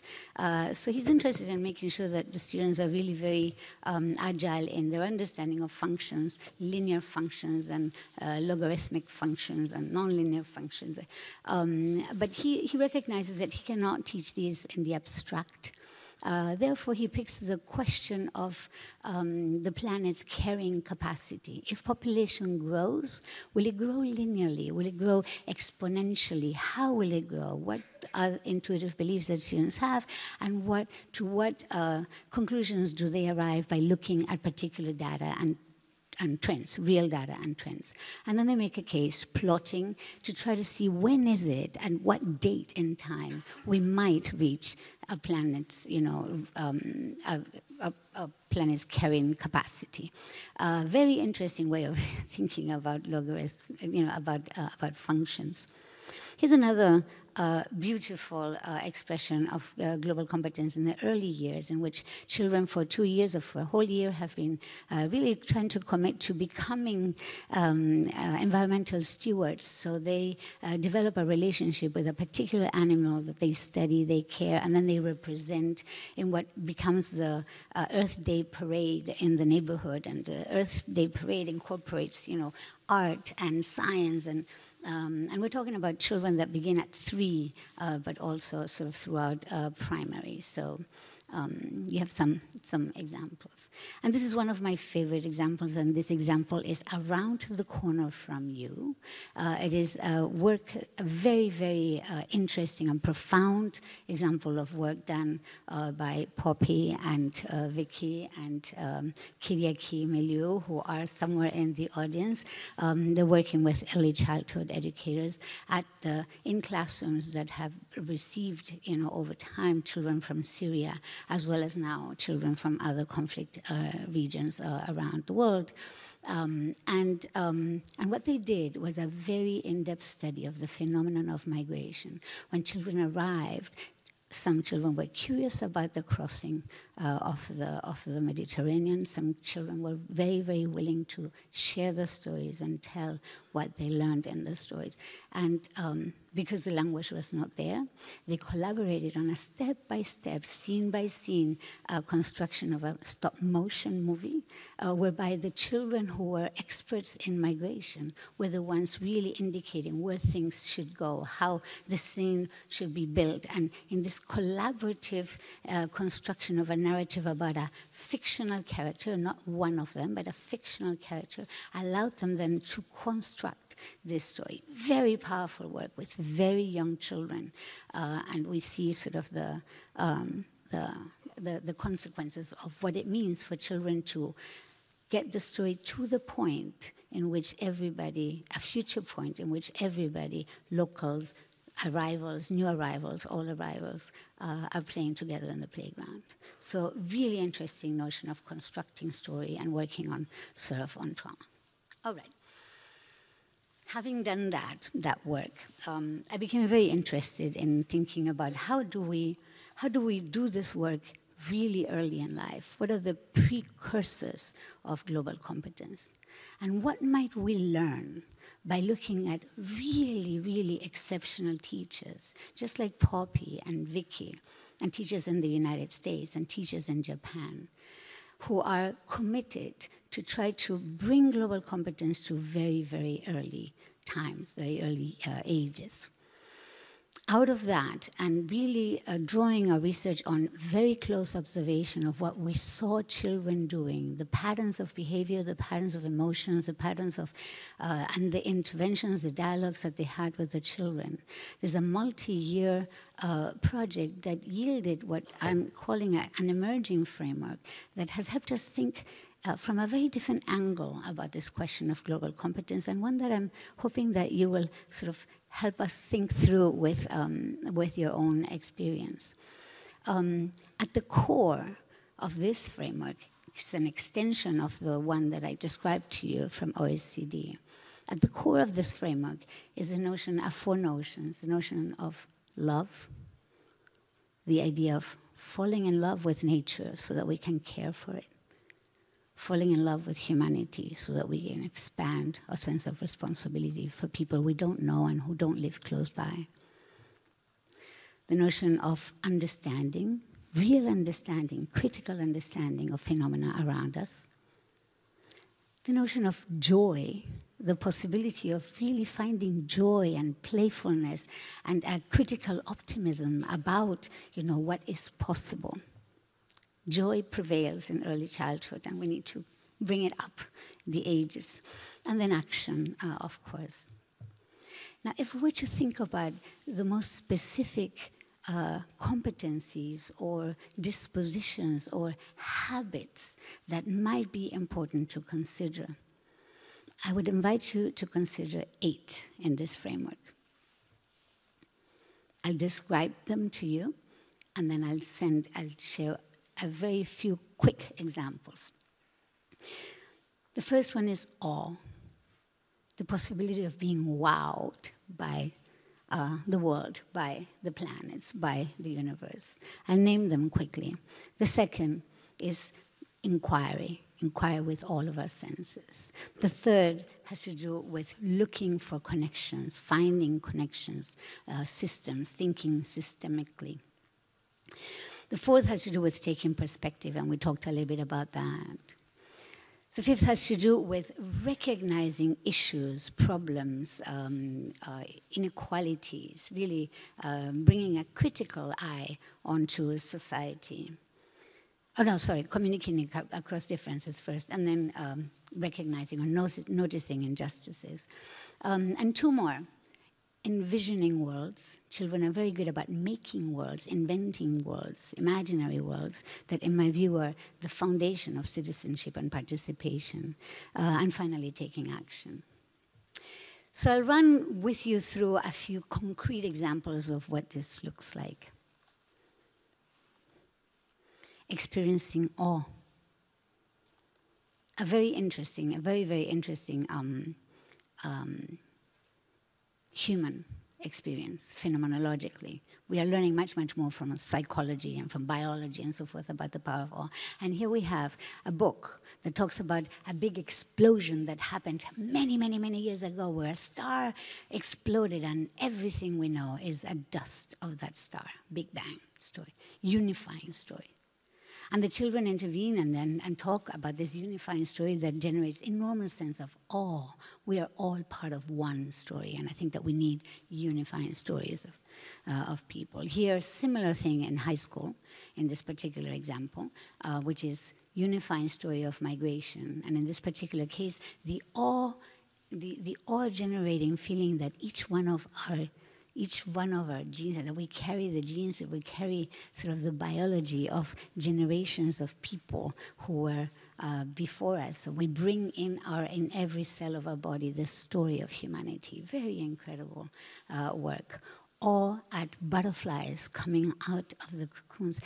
Awe in the sense of moral awe at the face of moral leaders and peacemakers, like in this case Martin Luther King, or art or music. Awe matters enormously. So I'll describe, 2 more examples, and we will move to or a few more examples, and we'll move to the conversation.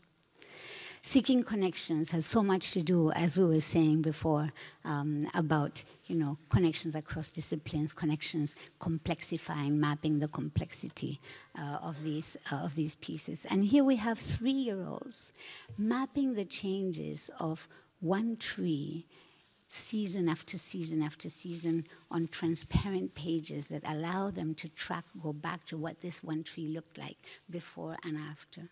These children have been around the sun 3 times in their lives, and they're getting a sense of time and seasons by observing the tree and generating a very close relationship with their tree. When it comes to taking perspective, and here I'll finish with this, when we think about taking perspective, and not only taking perspective of how do we tell our story and who we are, but also how do we inquire about the perspectives of others, find out, and how that moves beyond just the perspectives of human beings, but also the perspectives of actors in nature, so that we can include, just like this, we're all little bits of stardust, Nature is also a part of living, life in the planet, highly important to sustain our lives. So I will stop right there with an invitation for us to think about the ways in which some of these concepts might echo some of our beliefs, some of our values, and hoping that in the conversation we can sort of revisit some new challenging ideas, such as what is the role of love in our educational discourse and in our educational practice? What is the role of philia, xenophilia, for example, love of the other, of the different, of the stranger? So thank you very much for today, and I look forward to the conversation.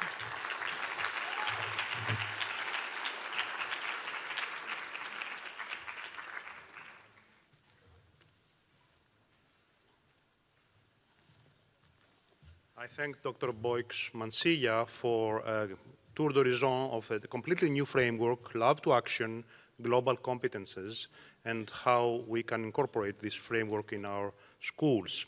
We will start our discussion in a minute. Could I invite Professor Loukas Tsoukalis to also join us here?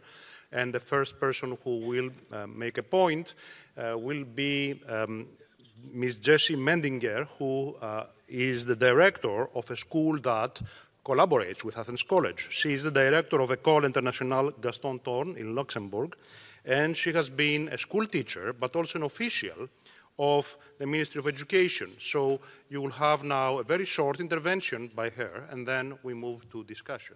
Please.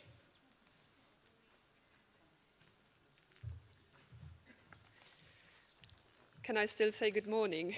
Good morning. Thank you for having me. It's a pleasure to be here to celebrate this event with all of you. I'm not, as was said, I'm not a lecturer, I'm not a professor. I'm just the leader of a school in Luxembourg. And I had prepared something. I wanted to talk about how to foster, how to foster democratic competencies among students. And listening to these inspiring speeches before me, I decided to throw everything out of the window and tell you something else. So allow me to become the storyteller and tell you something about our school and be very, very concrete in what I say. So I'm Jessie Mendinger. I'm a Luxembourger, one of the last ones, I guess. And that gets us straight to the point. Luxembourg is a fantastic country that I invite you to. My home city consists of 71% non-Luxembourgers. At our school, we have 65 nationalities. My colleagues who are with me today are Belgian and Greek. And without the mix of cultures in our country and without the numbers of people who come to our country to contribute every day, Luxembourg wouldn't exist anymore as it is. And still, however, the Luxembourgish language has never been as strong as it is today. So there's a revival of Luxembourgish language, Luxembourgish identity and culture because of this fantastic growth that we have in our population. I studied at l'Université du Luxembourg. After that, I went to the UK, and I spent the last part of my studies in Germany, in Berlin, and I came back to a country as a teacher. And it was a fantastic experience. I went on to the Ministry of Education, and then all of a sudden, as it has been said many times, now COVID hit us with the violence. And as I was part of the Innovation and Research Department of the Ministry, we were asked to build up a platform where we could share material with students, because that's what school is about, isn't it? To put out information and make sure that the information gets to the student. And it worked perfectly well. Adrenaline was high. We built a platform. 48 hours later, students all over the country had access to the platform. Luckily, the students in Luxembourg all had access to iPads and tablets and everything. So no problem at all. After a few weeks, we were facing the question, do we reopen schools or not? And I will always remember the questions that came up in that meeting. Why do we open up the school? What's the point in opening the school? Because it works. We do have control. We know that the students get the information. We put the information out there and they get back to us, so it's all good. Why do we open the school? And one of the answers that struck me most was, we open the school to see if the kids are fine.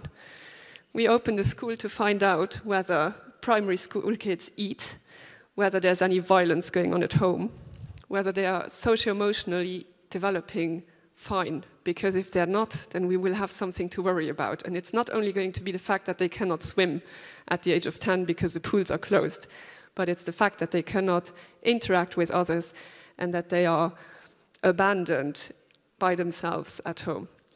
So when I got the opportunity to open a school in 2022, I have to say it's an accredited European school. We have 3 language sections, German, French, and English. One of the questions that I ask myself is, what do you want to be the most important aspect of your school? We decided on 3 pillars. It's the digital world, that I'm not going to speak about today. It's music, and it's democracy. Why democracy? Because it is something that doesn't just happen to them. It's something that we have to hand to them, and we have to teach them to take ownership of. In order to do that, we need to create space and time. We need to give them resources. And as has been said before, they have to become active citizens. That is something that is very easy to say. There are kids who are born into families that allow them to be active citizens. They have a comfortable life. As I said, 68 nationalities, a public school, kids coming from all kind of aspects of socioeconomic worlds in Luxembourg. We have poverty, we have kids who live in shelters, kids who have families who don't have families, etc. They all have to become active citizens. So how do you include everyone? How do you encourage everyone to become active? That was one of the challenges that we were facing. When we opened, it's something that I remember, that I love to remember, is the first day kids came in and they were quite disappointed because there was nothing at our school. And that was the point. So if you have a new school, you have the luxury of encouraging the students to create, and we trusted them, and that is something that was new to a lot of them. If you want them to take responsibility, you have to trust them. You have to trust them to make mistakes, you have to accept that they make mistakes, and you have to work with them through the mistakes and help them find solutions. That is not something that comes easily to a lot of them, because they learned to sit down and listen for years and years and years, and you have to get them out of that. And to get them out of that, you have to trust them and empower them. And that was something that we managed to do quite well.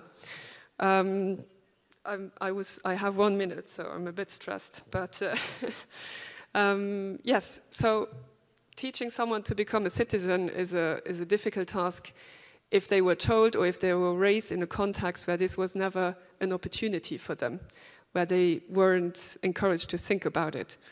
And that's the challenge that you have as a public school.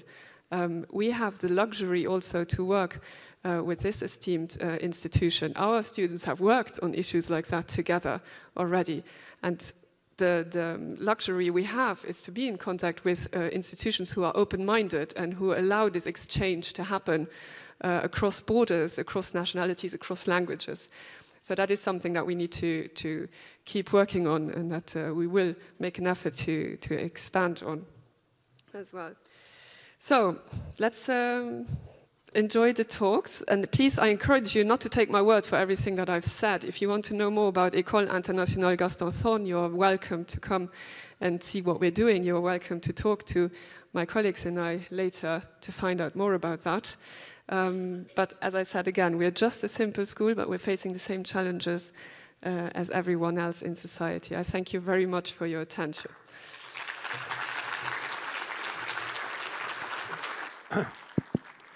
We thank Mr. Mendinger for her intervention, and it's now time to discuss.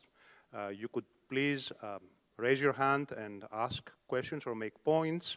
There are several microphones circulating in this room, and we hope we can see you. We are not sure. There are too many lights here. Okay. Would anyone like to kick off? Yes. Over there, could you identify yourself as well? And we will collect a few questions. Anyone else? Over there, yes. Second question or point. And we'll have a few more later. Please identify yourself and be very loud, and if possible, brief. Thank you. Okay. Thank you. My name is Kyriaki Meliou. I would like to thank the panel for these inspirational presentations, and a special thank you to Veronica Boix-Mancilla for sharing examples of the small public kindergarten schools of Piraeus in such a big audience. So, education for world citizens begins in the early years and continues throughout life. However, as students progress in higher levels, educational settings change significantly, not only in physical space, but also in learning culture and in teachers' roles. So, a question for all the panel: what could serve as a unifying thread in educating for future citizens so that students receive clear and consistent messages about what truly matters in their learning? Thank you.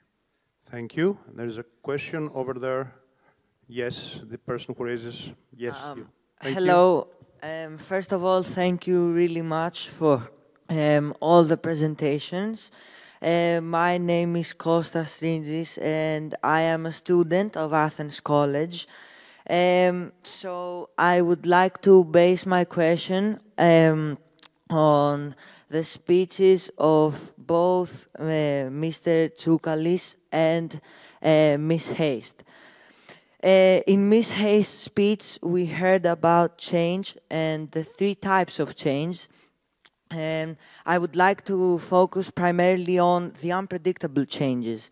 In Mr. Tsoukalis' speech, we heard about 5 main dominant factors that can cause change. So these include geopolitics, geoeconomics, technological revolutions, climate change, and migration. So I would like to ask in which, before that, I believe that something like COVID-19 brought drastic changes in the world as we know it, and I think everyone can agree. And so I would like to ask, in which of the 5 factors do you think that it would be most suitable to place it in? Thank you. Is there a third question? Yes, over there. And we will have a 4th one in a minute, and then we will try to answer. So there are 2 people here. One is coming towards you, and the other one is sitting at the corner.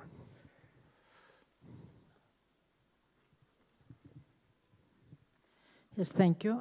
I would like to thank Athens College for this conference and all the participants, of course. My name is Dora Leontaridou. I'm education advisor in the local Directorate of Secondary Education, and I also teach at Hellenic Open University.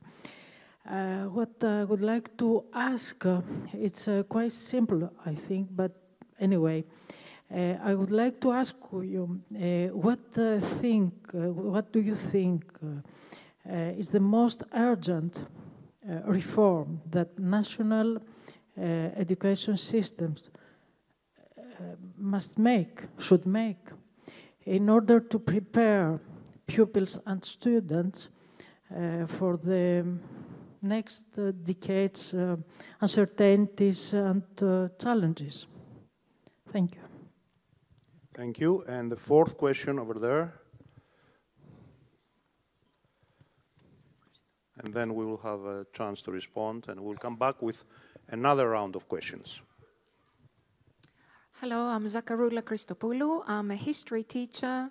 I had the privilege of teaching both in Britain and in Greece. My question is mostly to Helen and Veronica. We understand in the practice, everyday practice, that the students know what they want to learn. However, we have to teach them a certain curriculum that has nothing to do with change. We're not seen as ushers of change. We are seen as people that constrict them.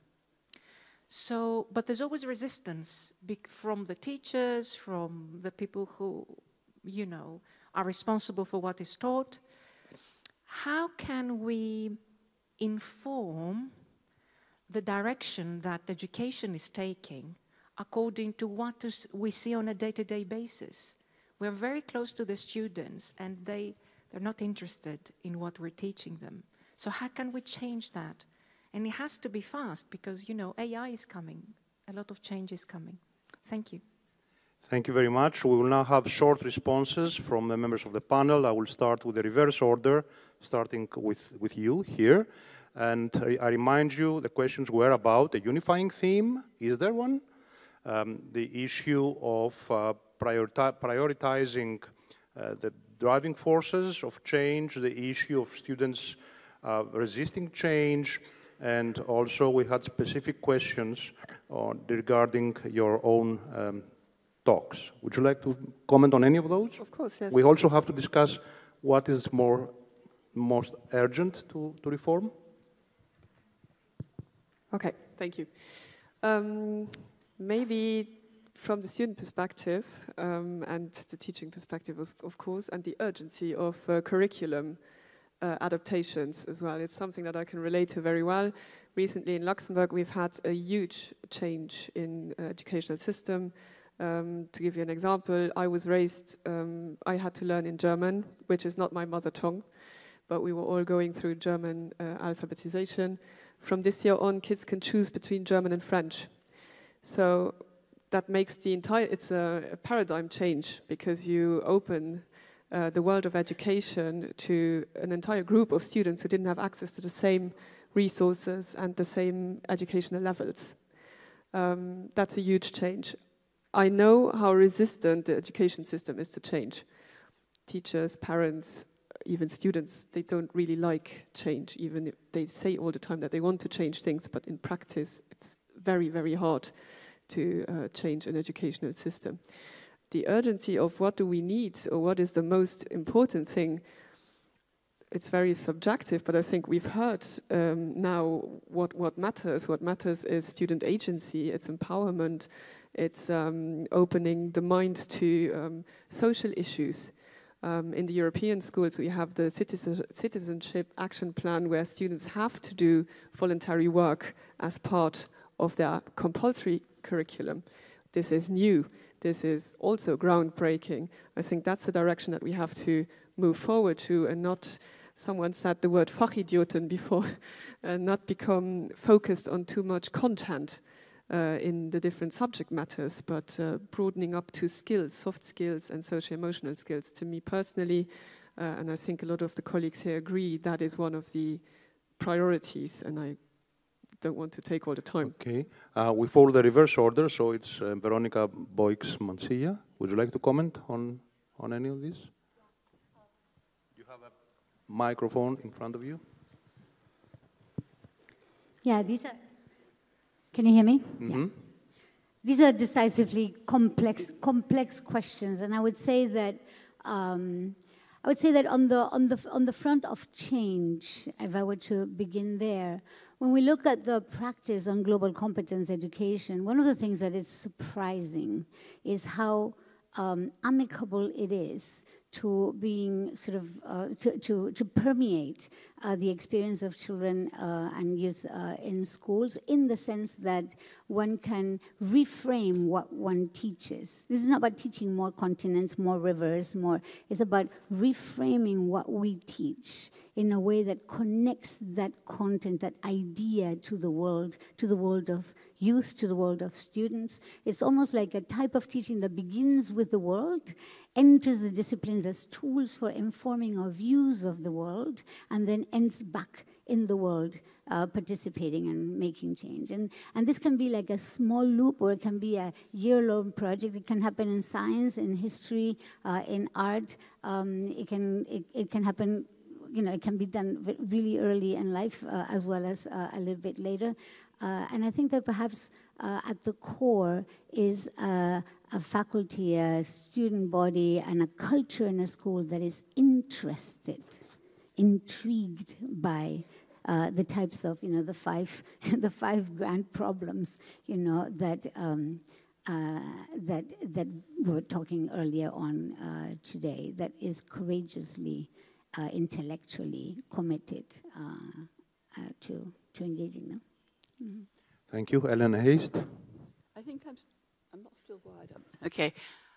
Yes, I'm trying to think of a kind of neat, brief solution. I don't think there's anything like that. But I think one thing that I think somebody mentioned already in the lectures, the idea that rather than telling people something and pointing out what they should be concluding from it, put them in a situation where they have to experience it and then, as it were, realize where they are and how, indeed, they may need to change what they're doing or how they think.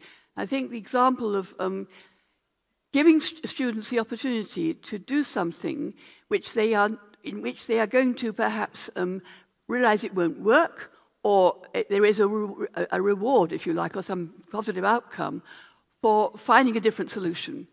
And the point is not to find the solution, but to experience the fact that there is another solution, there is another way of doing things, and it might change how you assume you do things now. So it's giving, I think the core thing is that the individual has to be exposed to the realization that they themselves can shift their perspectives, and not because someone told them to. And it should be an exciting experience. And as people have mentioned, it can be in any discipline, or even in just an ordinary kind of real-life experience. And that's why I think the core idea of reflection upon one's own thinking is actually one of the core things I've concluded is the way to deal with the issues around anxiety. When you start thinking about why you think this, and what the consequences are, and how it works for finding solutions, that is a way into one's own the process of shifting awareness, shifting parameters. And of course, is where innovation happens. In all fields, innovation happens because somebody said, hey, wait a minute, this isn't working. Hang on, I'll think of it differently. And that's how you get innovation in everything. Okay, Nikiforos Diamandouros, if you would like to comment on any of these topics. Yeah, let me just say that in the context of the very fascinating lectures you've listened to, mine stands out in the sense that all of my colleagues have been addressing major global issues, and I focused specifically on Athens College and moral education. So, in a sense, my answer will reflect that. I'll give two answers. One question was, what are the central challenges for Greek education today, if I understood it correctly? And my answer is, it's a huge question, but the primary thrust of any kind of educational reform, and we abuse the term reform in Greece. Every minister of education has a reform. And every minister of education goes out without any significant change. certainly there's an absolute need to be able to shift focus away from post-secondary education to primary and secondary education. The central thrust of the educational system should not be how to enter the university, because this is not what the schools are supposed to be doing. And they cannot do that either via academic excellence or through ethical and moral education. So shifting down in terms of the hierarchies of the school, but essentially focusing on what is fundamental for education, which is primary and secondary education, to produce individuals that are capable of doing exactly what has been said around here, in other words, critically thinking and subject what you hear to your own thinking. That's again a revolutionary change, because the system as we have it in Greece centers around the teacher, and the students are essentially passive. And that's what bores them. And you ought to, if you shift, however, down to primary and secondary education and ask more relevant questions that are in fact geared to making you address issues that have a daily impact, then you're shifting gradually from academic to ethical and or hidden curriculum, if you please. So this is my major address on that one. And more generally, I would say that the presentations that you've listened to, either directly or indirectly, address this big issue which was central to my presentation, which is that a school is expected to be able to operate at these two levels, the overt and the covert curriculum. And that ultimately the pedagogical implications of the covert curriculum are profoundly more important than, in fact, the technical information one acquires through however excellent a system will have. Lucas Tsoukalis, would you like to comment on any of these issues? Very briefly on two things. One is the question about the key driving forces that I spoke about. Now, I believe that, of course, all five feed into each other and are interrelated. But if I were to identify one out of the five as perhaps the most important today, that's technology. Because geopolitics, to a large extent, is a competition about who is going to lead in the technological race. Geoeconomics is largely about that as well. The solution to climate change, partially at least, will come from technology. So, and in technology, we are faced with a huge challenge and also a huge risk, because especially the AI technological revolution is likely to lead to a concentration of power and wealth that we have never experienced before in the world, and that is going to be extremely dangerous. Now, on educational reform, allow me to be provocative, especially in our country, in Greece. I would start by abolishing textbooks. That would be my first step in changing, in introducing educational reform in this country, a country which believes in the established wisdom of one book for every subject all the way to university. If you want to change the system, start abolishing textbooks. Thank you. President Spiro Polalis, could we take another round of questions for 10 minutes? Yes? We are free to discuss. Please discuss. Okay. We will start with a question or point over here, and then, yes, 3 more points or questions over there, and we will continue with the 2 of you here. Anyone else who would like to raise a question or make a point, speak up or remain silent for the rest of the remaining time? And the 5th question over there. So, Please, as usual, identify yourself, speak loudly, and if possibly, briefly. Thank you very much. My name is Nikos Dais, and I want to comment a little on the Greek educational system, and then say something from my experience in this school as a student and as a teacher later on. Indeed, the Greek system is very coercive and very centralized. And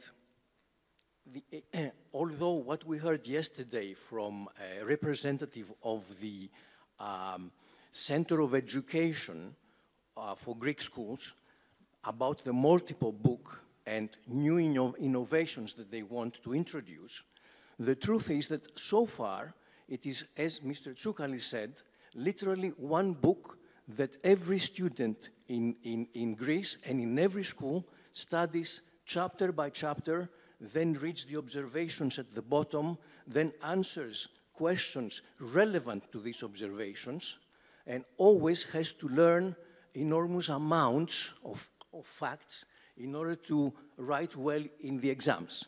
Even in the university exams at this level of 18, you will see that a great part of it is learning by heart and answering. Sometimes in history, for example, the answers are photographic. Page 363 at the top, up to page 364 at the bottom. And this is the answer, which is a total subversion on what would mean to learn history and how to examine evidence and how to answer critically questions. I have taught both in this school, in the high school, and fortunately for about 15 years I taught the A-levels, the British A-levels, where I prepared students to enter good British universities. And there the system is totally different. They amount to university education, first or second year, with a great breadth and depth of knowledge, and the questions are open and require essays where the students argue and give their own way of combining the evidence to reach conclusions. You are right, but we need to have a question, if possible. You are absolutely right, but could we have a question? Okay, it was not a question, I'm sorry, it was a comment. Summarize the point, please. All right. The point is that Athens College started as an innovative school 100 years ago, and the founding fathers gave it a good law to implement many subjects, to have a bilingual program, which was its strength, and to combine a very cosmopolitan atmosphere from Greek teachers from the diaspora and from Greece. All this created an excellent atmosphere and very democratic and liberal one, even in the years of the dictatorship. But constant, and I finish with this, constant interventions from the Ministry of Education and the conservative forces within the school managed slowly to eliminate this bilingual program. And this was a bad development, and I want to draw the attention to this. Thank you very much. Thank you very much. There are 4 more people to go. Could you raise your hands again, because we are here not seeing very well. 1, 2, and there was a 4th person over there. Okay, so who has the microphone, please? Whoever has the microphone, could you identify yourself? Yes, I can and so start. on and so forth. So thank you very much for all those interesting presentations. Name is Efthymios Sipetsis, a former member of Athens College, and now I live and I work in the European capital of Luxembourg. My question is about educational identity. After listening to your presentations, and I have this question: how can we actually find a balance regarding educational identity, and at the same time trying to promote active global citizenship in an increasingly interconnected world with all those changes that you mentioned? Thank you. Could you pass the microphone to the person behind you? 3 rows behind. And then the microphone will go up there at the corner. Hello, I'm George Bonanos, former Athens College student. I'd like to ask if there are any thoughts you would like to share regarding the gap between the students having much broader knowledge of technology than the parents and the family, because I think that this is a big difficulty today. Thank you, and I think we finish with over there. Do you have a microphone? You do. Okay. Microphone, and thank you all very much for the very inspirational speeches. I would like to use the term utilitarianism because this is something we face every day in our educational system, and I think it's an enemy in our efforts to educate world citizens, because our students are disengaged. They are disengaged because they think they don't need much of what we teach. What do I need, this or that? I'm going to become, they have decided in a very early age, and I just don't need it. So I would ask for advice. What would you suggest we do to engage our students in teaching them things that we know they do need to become world citizens, but they are unknown to them and they are not at all interested in knowing them? Thank you very much. We will now have a round of concluding comments by panel members who are invited to pick up any of these points or make a concluding statement, starting with the initial order, Professor Loukas Tsoukalis.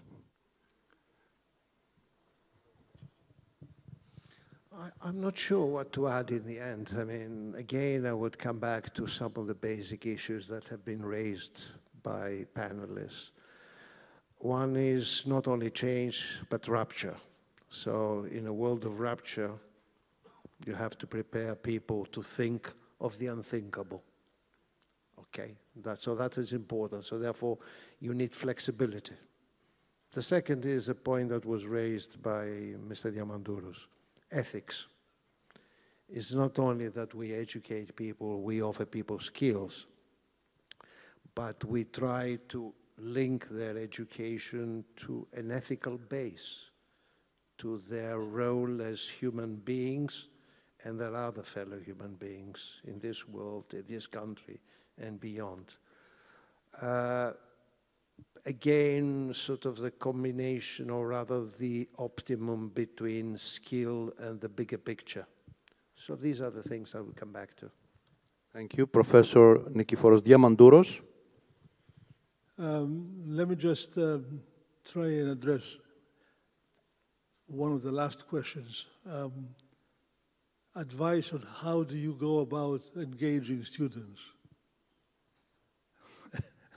My usual answer in the classroom is, do you want this in 4 or 8 hours as an answer? It's a huge question. It's very much a very important question, but it revolves around the idea of turning the whole thing upside down. Again, if we focus on tertiary education and we essentially denigrate the Lyceum, then we can no longer hope to be able to attract the attention of the students. I spent 5 years of my career in this school as an administrator primarily, but I also taught a course. And what I will not forget was a rather poignant moment when a student, the star student in my class, came to me. He said, "Please don't hear us the information you're giving us. It is not part of the examinations. Therefore, you need to be able to get around this. And to get around that is you essentially have to somehow shift the role of the teacher from being the epicenter of the classroom and forcing or encouraging the students to be able to take on roles which will help them activate their other skills, which I call hidden curriculum, if you please, okay, and then therefore advance the emergence of a value system that is not hierarchical and essentially authoritarian. So that's my major response to that one. I was not clear on the expression of educational identity, which came up. So therefore, I cannot very much address it. But I think that educational identity is very much linked again, and excuse my repetitiveness, it's very much linked to the whole idea of the value system that is in fact transmitted through the school, through what I call the hidden curriculum. Okay. Thank you, Professor Helen Haste. Yes, we follow the initial order of speakers. Yes. What a very difficult question. Yes. Trying to think of it.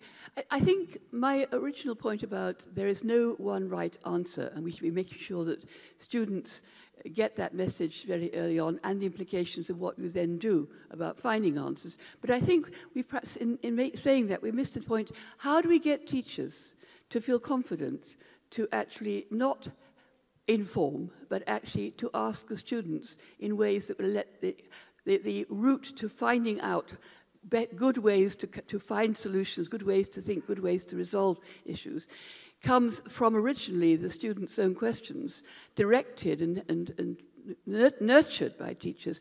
I worry a bit that we're putting a great deal of pressure on teachers, but really if we can teach teachers how to listen and how to productively educate, as in bring out, in Latin sense, that would be a great advance. And I think too often teachers are not given the opportunity to say, actually, how would you start from where the kids are, as opposed to how we start from where the textbooks are? And Dr. Boix-Mansilla. Yeah, I would say that building very much on what was just said and adding a little bit to it, it's a new contract with our youth. It's a new way of agreeing about what is this thing that we're doing that we call education about. It's a new form of listening, as Helen said, and I will come back. It's a listening that is infused with love. It's a type of listening that is respectful of the perspectives and the experiences of the children, as much as it is respectful of the experiences of our peers. Because I think that when we listen in that way and we ask children, what do you love? What are you committed to protect? The conversation is different. It's not about the shoulds, but it's about the real experience that they have. And it's a way of indicating that they're being recognized as thinkers, as emotion, as human beings with experiences, not only cognitively. I dedicated a bunch of years of my life to cognition. I'm thinking we need to integrate cognition and emotion in very new ways, and I think that our children are asking for that. Number one. Number two, building on the notion of identity, and I'm going to just take the liberty of interpreting as professional identity. We've worked a lot with this question of professional identity and the transformation of professional identity that happens in a context of a new agreement about what it is to teach and to learn and why it matters that we teach and learn certain issues. And what we notice is that teachers move from viewing themselves as deliverers of information, the best teachers viewing themselves as performers that deliver information and engage students really well, and the students are all attentive and participating. But what we see is the shift, as you were saying, where the activity, the intellectual, the emotional activity, the ethical activity in the classroom is in the children, among the children, in the groups. And the teachers are much more coaches, intervening when needed. But the central of activity is there.